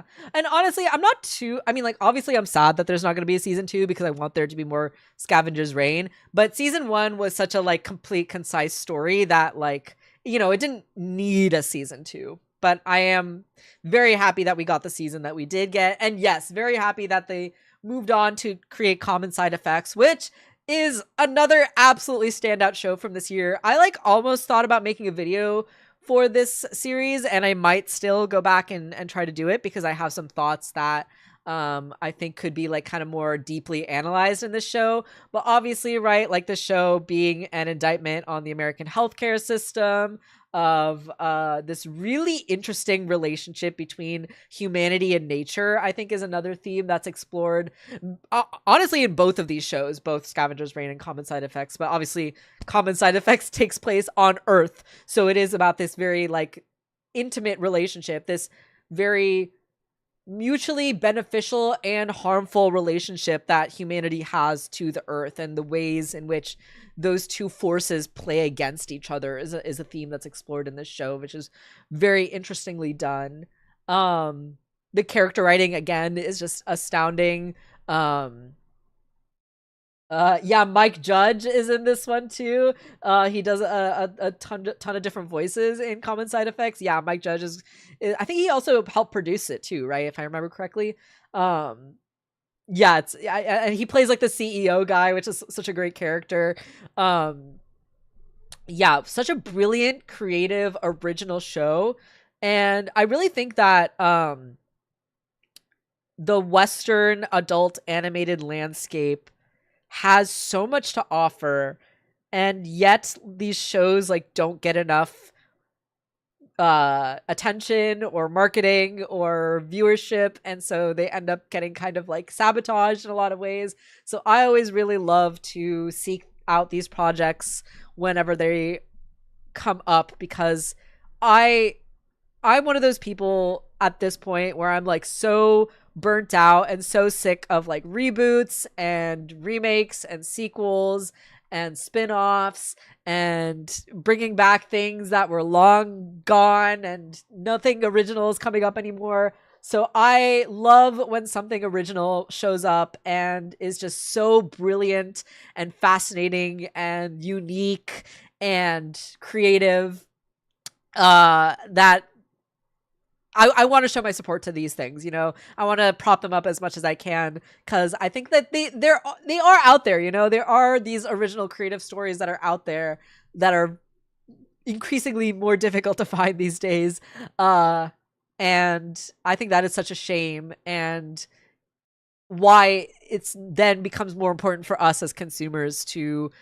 talk about these things, seek them out when we can, and not just sort of rely on marketers or what's popular or what other people are watching or talking about right now in order to like find these little hidden gems. You know what I mean? I feel like I'm preaching to the choir here. I know Toon and Tom, you guys are both really good at finding these kind of smaller projects and giving them the attention that they deserve. Let's see. Yeah, he was a producer on it. His production company was involved. That's cool. Magical says, honestly, lately I think most shows are not making it to too many seasons. Yeah, that is definitely a shame. Shows deserve the time to find their footing and get better. Magical says, I watched Fiona and Cake season 2 finale on Christmas and I loved it. I still need to watch Fiona and Cake season 2. I have not watched any of it yet. I have actually avoided spoilers. I've been kind of waiting for all the episodes to come out to like watch them all at once, but I will probably have some time off this week for the New Year holiday, and so maybe that'll be the time when I finally go and watch all the episodes. I have honestly heard mixed things about it, mixed opinions, so I've been kind of just avoiding it and avoiding spoilers altogether so that I can kind of just like form my own thoughts and opinions when I watch it on my own. But yes, I do plan to watch that soon, and I will give you all my thoughts on what I think when I do finally watch it. Toon also says, there's another Adult Swim from Joe Kappa called Haha You Clowns. It wasn't a favorite of mine per se, but it did get picked up for seasons 2 and 3. Okay, gotcha. I'll have to check that out. Fiona and Cake season 2 is a bizarre experience. Don't come in expecting something like season 1. Okay, yeah, I'm trying to go into it with like a very open mind. Like I said, I heard kind of mixed things about it, so I really don't want to like have any prejudgments as much as possible going into it. So yeah, I am. Yeah, Tom says season 2 is a mess, but yeah, I will let you know. I will form my own opinions and let you know. In a word, meandering. Okay. Well, I will try to reserve my own judgment until I watch it. But yeah, I'm sure I watched more shows this year, some more TV shows. I just like couldn't remember them off the top of my head. And these three were definitely like the big favorite standouts from the year. Like with BoJack really being like the big one. Just, I mean, it had 6 seasons. We watched it all kind of in one go. So it had those advantages to it. But yeah, meandering is a good word. Okay. Good to know. I will go into it with an open mind though, and try to reserve my judgment.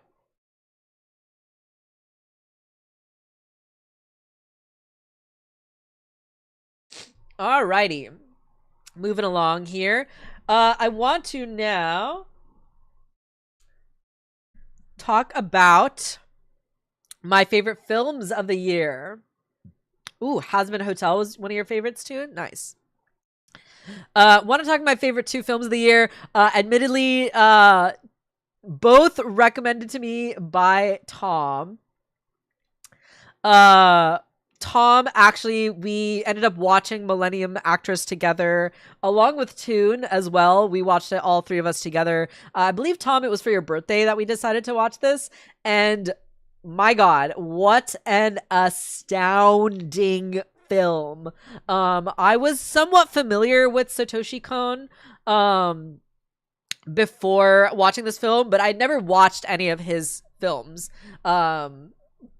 Okay, so Tom, both of these films, to be fair, I Saw the TV Glow was recommended to me by like 3 different people, like independently of each other. Like one person recommended I Saw the TV Glow to me because I'm a Buffy fan. One person recommended I Saw the TV Glow to me because I'm trans. And then you were like, you're trans and a Buffy fan. You need to watch this movie. And you actually made me sit down and watch it. Yeah, absolutely. But yes, let me talk about Millennium Actress first. So Millennium Actress, we watched for Tom's birthday together. And I like knew nothing about this film going in. I just knew it was a Satoshi Kon film. And I knew absolutely zero about the movie going into it. I had watched Perfect Blue before. That was the only Satoshi Kon film that I'd watched in the past before, but it was like in college and I didn't really have like a solid memory of it. It's been a while since I watched it, but I obviously loved it at the time. And so watching this movie, I was like so blown away, and it was such a gut punch to me because, okay, so I need to kind of give a little bit of context here. So something that I have been focusing on in therapy this past year and trying to understand is the difference between knowing something and feeling something. You know what I mean? And yes, Toon, this is where I'm going with this. If you're feeling hopeless in this era of politics, Millennium Actress is an absolute much boss. So yeah, I feel like there is a difference, right, between feeling something on an emotional level and like understanding it on a logical level, right? The metaphor that I like to use is it like, okay, so like let's say, sorry, I'm kind of losing my train of thought here. Okay, so let's say you're trying to understand what a strawberry tastes like, right? And you've never eaten a strawberry before. So you can like look at pictures of strawberries. You can like read about strawberries. You can read about how they grow. You can read about the flavor profile. You can read about like all the nutrients or whatever that they have. You can read about like recipes that strawberries are used in. You can read about like comparisons. You can like watch a video of someone eating a strawberry and talking about like what it tastes like.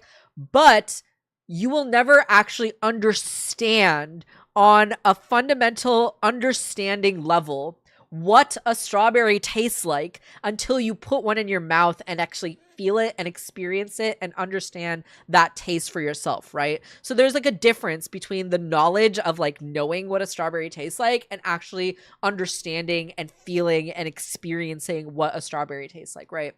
So with that in mind, like Toon said, I have been feeling very hopeless and very like defeated and pessimistic when it comes to like the future and politics and whether or not it's worth pursuing the creation of art in these kinds of times, because sometimes I like ask myself, like, is it worth it to like make YouTube videos or write stories or, you know, talk about cartoons when we are living in an increasingly fascist state that is stripping away our rights and leaving people in poverty and reducing our necessary services. Like, all these horrible things are happening, so it's very easy to feel hopeless. And I think, like, on a logical level, it can be very easy to understand the argument, right, about like the impact that art has on the world. And actually, even like Lily Alexander, she had a great video about this. I can't remember if it was this year or last year that she did this video, but it was kind of about like art and whether or not like art is worth pursuing in the wake of these attacks on trans people, right? And I really like felt that struggle. I really felt that internal conflict of like, well, I want to create art, but like, is it worth it? Is it important? Is it a waste of time to create art when we are like living in this world that is so violent, and art is kind of considered a luxury to some extent, right? Like, there are people out there who are struggling with food and housing and basic necessities, and here I am worried about like whether or not it's worth it to like create my little YouTube videos or like my stories or whatever, right? And I think it can be very easy to get caught up in this idea or this feeling, right, of like everything is pointless, everything is hopeless. There's no point in creating art. There's no point in sharing my perspective or using my voice to share these stories, because like, what material impact does it really have on the world anyway? It just kind of feels like a waste of time and a waste of effort. And that feeling and that conflict really affected my motivation this year, right? Like, I didn't create any YouTube videos this year.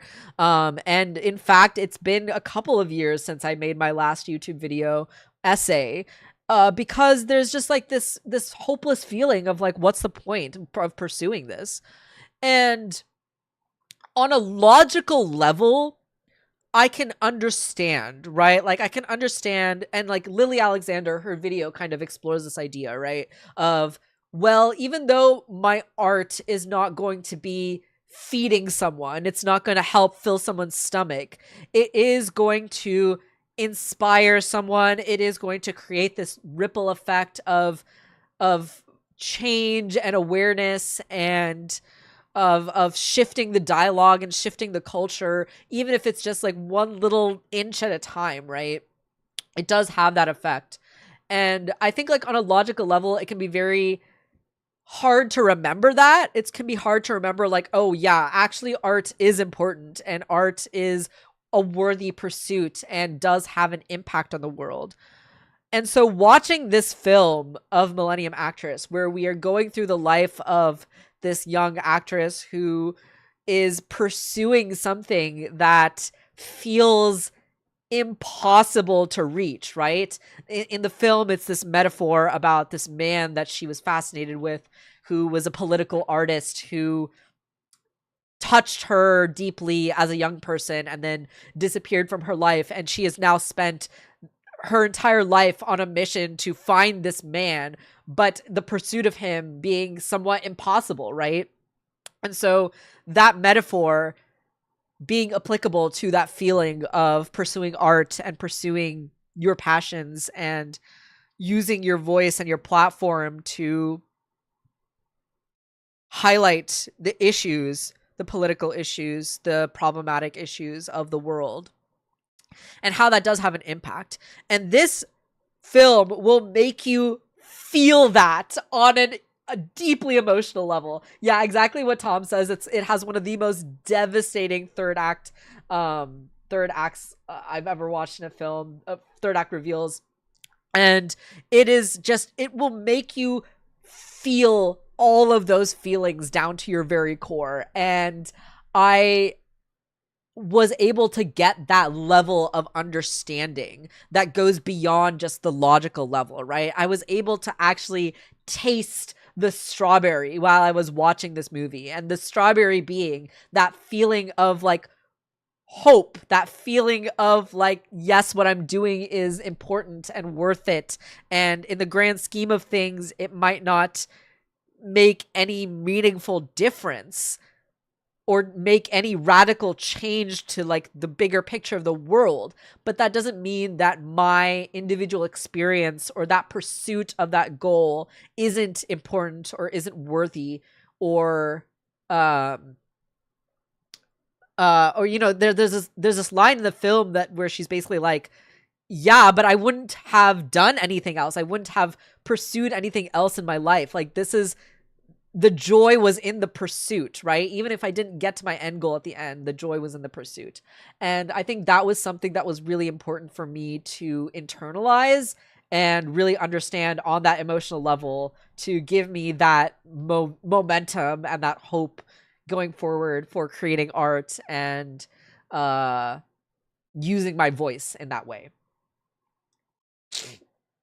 Tom here says, literally the greatest running after a train scene of all time. Not saying that as a joke. It literally makes me feel things. No, absolutely. Absolutely. 100%.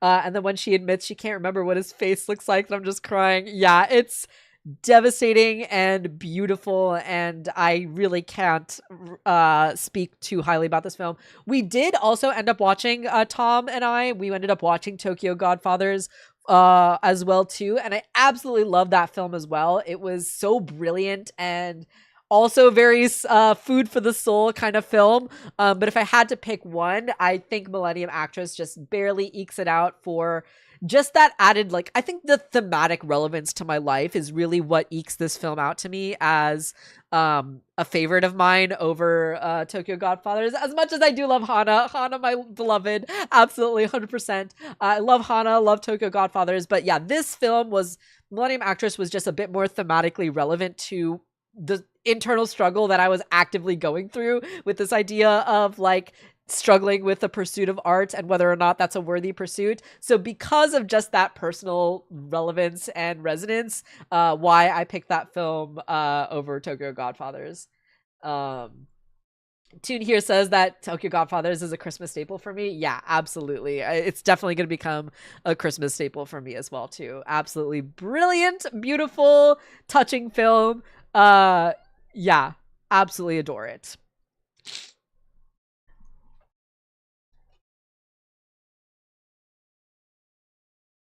And then, like I said, as I saw the TV Glow, this movie came out a couple years ago, and it has been recommended to me by multiple people in my life. And I finally got around to watching it this spooky season for this October. And Tom finally strong-armed me and forced me to sit down and watch it. And oh my god, this might be one of my favorite films of all time. It's definitely in my top 4 for sure. Have you ever had a film that was specifically made exactly for you and you alone, as if the director was like, hey, you person, I'm making this film specifically with you in mind, because this is both very much inspired by Buffy the Vampire Slayer and also is a metaphor for the trans experience. Yeah, Tom says, I genuinely didn't think Monkey Man could be topped. Yeah, I would have included Monkey Man on my list too, but I remember that I actually watched Monkey Man last year, not this year. But also one of my top 4 favorite films of all time. Just absolutely amazing. And also another film that feels like it was made specifically for me. Like, what the hell? I had like 2 of these films come out kind of back to back that felt very much like for me. But yeah, I saw the TV Glow I watched this year, and yeah, I cannot think of another film that was like made specifically for me. Obviously very heavily inspired by Buffy the Vampire Slayer and also a trans allegory. But like, you know, I kind of talked about this film already a little bit in the October Media of the Month stream when I talked about how Buffy and transness and queerness and how those ideas can intertwine in someone like my life, right? And just like that, the protagonist of Owen goes through this journey, and it's a very tragic film. It's mostly about sort of like a cautionary tale of like what if you are trans, but you never realize that and you repress it your entire life, right? And it's kind of a cautionary tale. It's like a very tragic ending where like we see this very devastating ending, and it plays a lot with like surrealism and blending reality and fiction and not really understanding at any point like what's real and what's not. There's multiple points where the protagonist is like talking directly to the viewer, breaking the fourth wall. And then there's also like the wall between the Pink Opaque, which is like the TV show that the protagonist watches that is based off of Buffy the Vampire Slayer. Yeah, like I mentioned, I had multiple people recommend this film to me, like independently for different reasons, and finally got around to watching it, and cannot sing my praises enough for this film. Absolutely so stylized, like the visual style for this film is so unique and poignant and makes you feel all sorts of things. It really utilizes like color and cinematography in a way that makes you like viscerally feel the emotions that are like palpable on the screen. Absolutely a cornerstone in trans storytelling. One of the most important films in trans stories, in my opinion, of all time. Tune says, I've seen this film too, but I think I was half asleep. Need to have given another go. Yeah, definitely recommend giving it like a full attention kind of watch, because the visual style I feel like is so brilliantly done. Like, I'm not a cinematographer, so I don't have the language to articulate what it is about this film that like makes you feel the emotions so viscerally just based off of the visuals. But yeah, it is like palpable, the emotions in this film, and it is devastating and beautiful and brilliant. And I do want to make a video specifically about this movie because I just have so much to say. I'm actually thinking of making 2 videos, honestly. I'm thinking about making one video that's like very non-analytical and just sort of talking about like all the connections that I noticed with Buffy the Vampire Slayer, and just like saying, hey, here's like all the references I noticed. And have that be like a very sort of like fluffy, not very deep video. And then I do want to do another video that's like a proper analysis, going into the metaphors, the character analysis, and all of that good stuff as well too. So yeah, I definitely want to talk about this film a lot more in the future. I have so much to say. I have so many thoughts about it, and it's absolutely brilliant. Big shout out to Jane Schoenbrunn. If Jane Schoenbrunn is not a guest director on the new Buffy reboot series, that is such a missed opportunity. Oh my god. She should have just been the director, honestly. But if she does not show up at least as a guest for one episode or something, it will be such a missed opportunity. Like, she needs to be involved with a reboot in some way, shape, or form. And then she needs to hire me as a writer so that I can write for the new show, because I also have so many ideas and thoughts for Buffy episodes. Yeah, you'd watch those videos too, and awesome. Yeah, I will definitely make those in the future. One of my favorite movie experiences from the year was the day the Earth blew up, as I'm big on animation history. And the Looney Tunes, especially the likes of Looney Tunes, and this film went through hell to get released. Oh yeah, is that the Wile E. Coyote one, or is that a different one? That coupled with the state of the current industry made finally watching it make me feel rewarded for my loyalty to the medium. Oh yeah, totally. Yeah, I think I need to watch that one. I haven't checked it out yet, but I agree with you.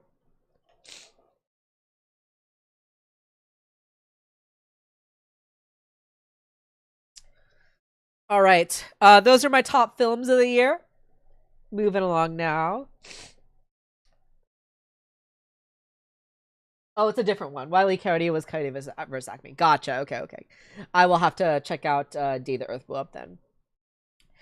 All right, really quickly, I do want to talk about some favorite video games from the year as well. I actually didn't play that many video games this year, but pretty much all of these were recommendations from Tom, actually, now that I'm thinking about it.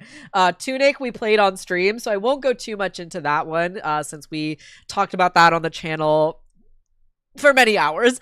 Absolutely brilliant game design is so fun. Puzzles, combat, absolutely awesome. It's just brilliant game. Brilliant inspired game. Oh, Magical says the day that they love that I love the day the earth blew up. I'm excited for the Coyote versus Acme. Nice. Yeah, and then Toem was a game that Tom and I played together as well too. And it's just this very cute, fun indie game where you play as this little like triangle looking guy and you go around and take photos to solve puzzles, and there's lots of fun little mechanics in the game, and it's just very cute and clever and wholesome and fun. Very unique. The music is also absolutely astounding. Highly recommend it. It's just, yeah, it's a fun little indie game. I think the sequel is coming out soon, so I will be very excited to check that out as well. And yeah, if you like puzzle games, highly recommend Toem. Tune is saying, when people were saying you thought that they were stringing along false hope, and Magical says they didn't believe it at first. Yeah. For sure. And then this last game that I just want to give a quick shout out to as well too. I love farming games. Stardew Valley was one of my favorite games of like the 2015-16 era of video games. Obviously a absolute favorite.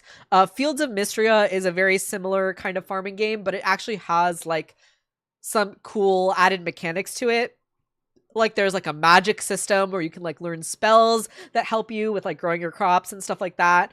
And the characters in this game have like a bit more personality and are a bit more fun to interact with than games like Stardew Valley.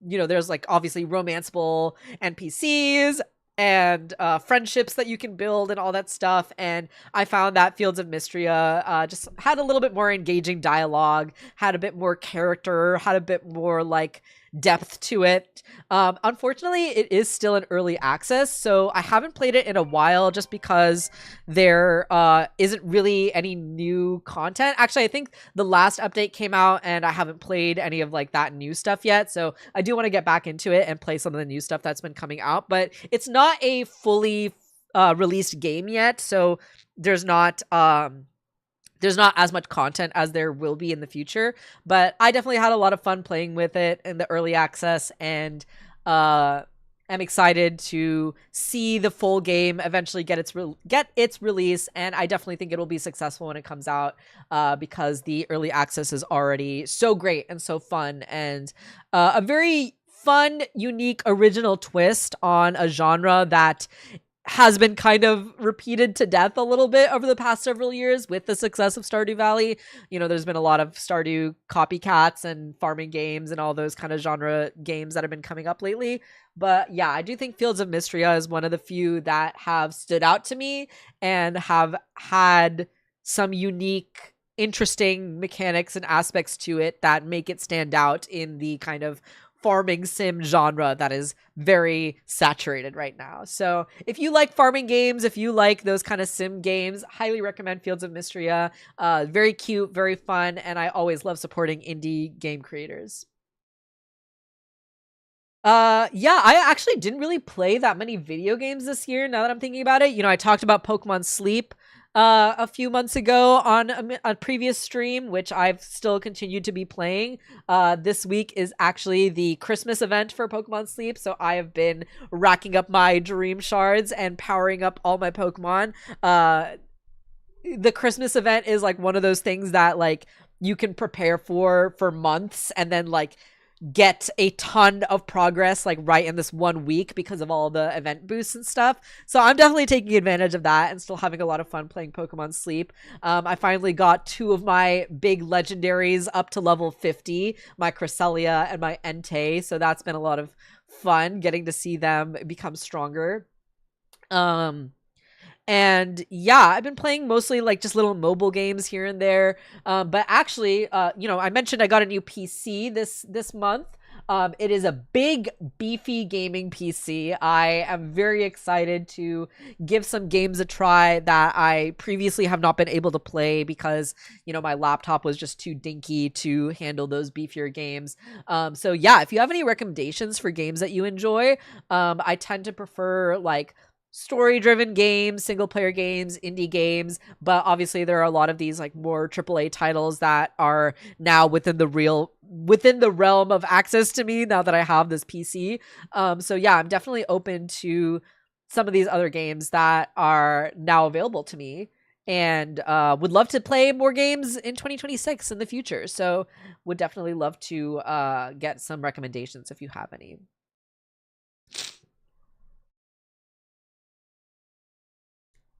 And then just really quick, I also did not do a lot of reading this year, admittedly. That's something I definitely want to do more of in 2026 for the new year. I want to get back into reading fiction. I read a lot of nonfiction this year, actually. I got an e-reader at the end of last year and connected my library account to it, and have been borrowing ebooks through my e-reader, and that's been really nice. But yeah, like I said, I've been reading just a lot of nonfiction this year. My favorite book from this year, and actually I think I actually read this last year now that I'm thinking about it, and I'm just kind of getting my years mixed up. Yeah, no worries, Tune. Thanks so much for hanging out. Appreciate you being here. Have a good rest of your day. But this book, Moon Machine by Liz Pelly, is really brilliantly done. It is a book all about Spotify and kind of the history about Spotify and the problems that have arisen since Spotify's, continuing to essentially devastate the music industry and screw over artists and consumers alike. And yeah, this was a really big push for me to eventually quit my Spotify last year. And yeah, Liz Pelly is just a brilliant music journalist who's been writing about this stuff for many years now and has worked on this book. And I highly recommend it if you are interested in supporting musicians and wanting to be aware of the problematic elements of Spotify. I think that that's really great to know, especially with this year and some of the stuff that has been happening since the book came out, with the CEO of Spotify contributing money to weapons manufacturing, and also the proliferation of ICE ads on Spotify, recruiting for the ICE agency, which is of course horrible when it comes to dealing with immigrants in this country. So yeah, definitely want to emphasize how it's good to stop supporting Spotify if you can. Quit your Spotify subscriptions, and the other music streaming platforms like Apple Music and YouTube Music and all that stuff, they're not that much better.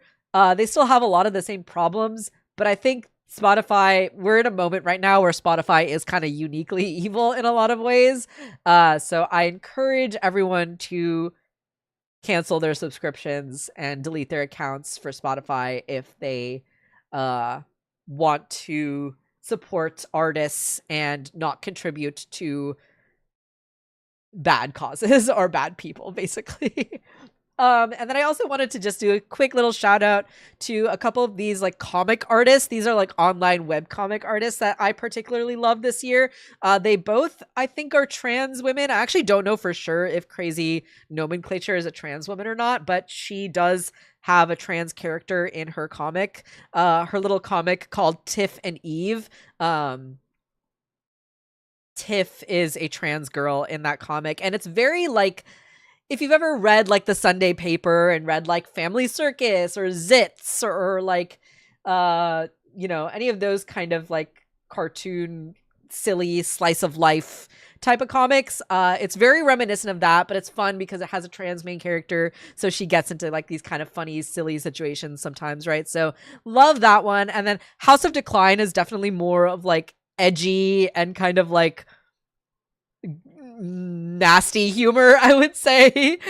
She draws a lot of characters with their dicks out, whether they're men or women. But yeah, I just, she's done so many comics that have made me laugh. She's famous for doing that Steven Universe meme of Garnet being like, we're gonna have to kill this guy Steven, and Steven being like, damn. And then everyone, of course, recreating that meme with other characters. Like, yeah, I absolutely love her work, love her artwork. And yeah, if you want to support more trans artists and creators, there's two right there that I highly recommend. And there's so many more comics and other artists that I have loved from this past year that I just like couldn't think of when I was putting this presentation together. If you enjoy not safe for work comics at all, if you enjoy kind of like smutty comics, then Funky Bun is one that I have particularly enjoyed this year as well too. But of course, only check her out if you're 18 or older. But yeah, she just makes really fun, wholesome, cute comics that I think are just really well done and really well written and well illustrated. Who else is out there? Yeah, there's so many trans girls that I feel like I've been following on social media that make comics as well too. So yeah, just there's lots of trans artists out there that make awesome art and comics that you should support, and I highly recommend it. Alrighty. So yeah, I guess that is pretty much all of the media that I wanted to talk about from the year. Lots of music, lots of shows, lots of Dropout, lots of YouTube, lots of podcasts, lots of good stuff for the year. Lots of stuff I'm sure I'm forgetting as well too that I couldn't get to. Maybe we'll talk more about those in future Media of the Month streams, or maybe I will make dedicated videos to those. Now that I have my fancy new beefy gaming PC, I will have no excuse anymore to work on videos and edit down the streams, because I was putting that off in the past due to me struggling with my computer, and now I don't have that excuse anymore. So definitely more stuff will be coming in the new year and in the future for other media to talk about. I would love to hear if anyone at this point would like to share some of your favorites media from the year. I know Toon earlier talked about the day the earth blew up, and that's definitely something I want to check out for sure. Folks in the chat were talking about Fiona and Cake that just wrapped up. Whether they liked it or not, I will definitely be checking that one out as well, and we'll be giving my own thoughts on that one. I'm really excited to see what Dropout has lined up for the new year, whether that is the new season of Game Changer, or if they have any more new shows that they've got coming down the pipeline as well too. Hopefully shows like Gastronauts and Crowd Control continue to improve and be successful going forward. I would love to see more comedians get their spotlight on Dropout. I think that's my favorite thing about Crowd Control, is just that it gives us opportunity for lesser known comedians or other stand-up artists who may not be recurring cast members on Dropout to come and like do an episode basically. So I think that that's a lot of fun, and I want to see it be successful, and I want to see it grow and get better in the new year. So those are all my hopes. Those are all my plans.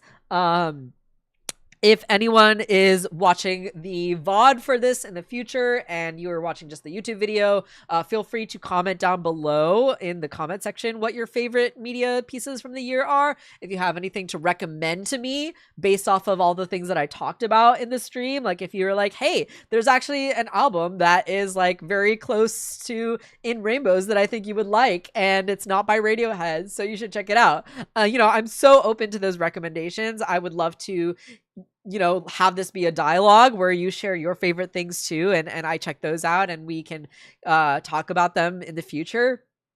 Yeah, definitely music albums, TV shows, movies, anything like that. If you have a recommendation, books as well too. I'm definitely, like I mentioned, I want to get back into reading more fiction this year as well too. Those are all things that I want to check out for the new year. So happy to hear your recommendations. please share them in the chat, in the comments, all that good stuff, and I want to hear them. So yeah, thank you all for hearing out all my favorite things from this year, and I hope that you found something interesting here that you want to check out. And if there are any creators or artists that you think are cool or interesting from what I talked about that you want to support, you know, I highly recommend it. I think that the only two artists that are problematic from my list here are Radiohead, and then, you know, I talked about Riz Ahmed already, so maybe you don't want to give them your money directly, but all the other ones, all the independent artists, all the YouTubers, all the smaller creators, highly recommend you go check out their work and support them monetarily if you can afford it. But yeah, I will go ahead and I think I'll wrap it up there. We've been going for a few hours now. Give me a second to blow my nose one more time.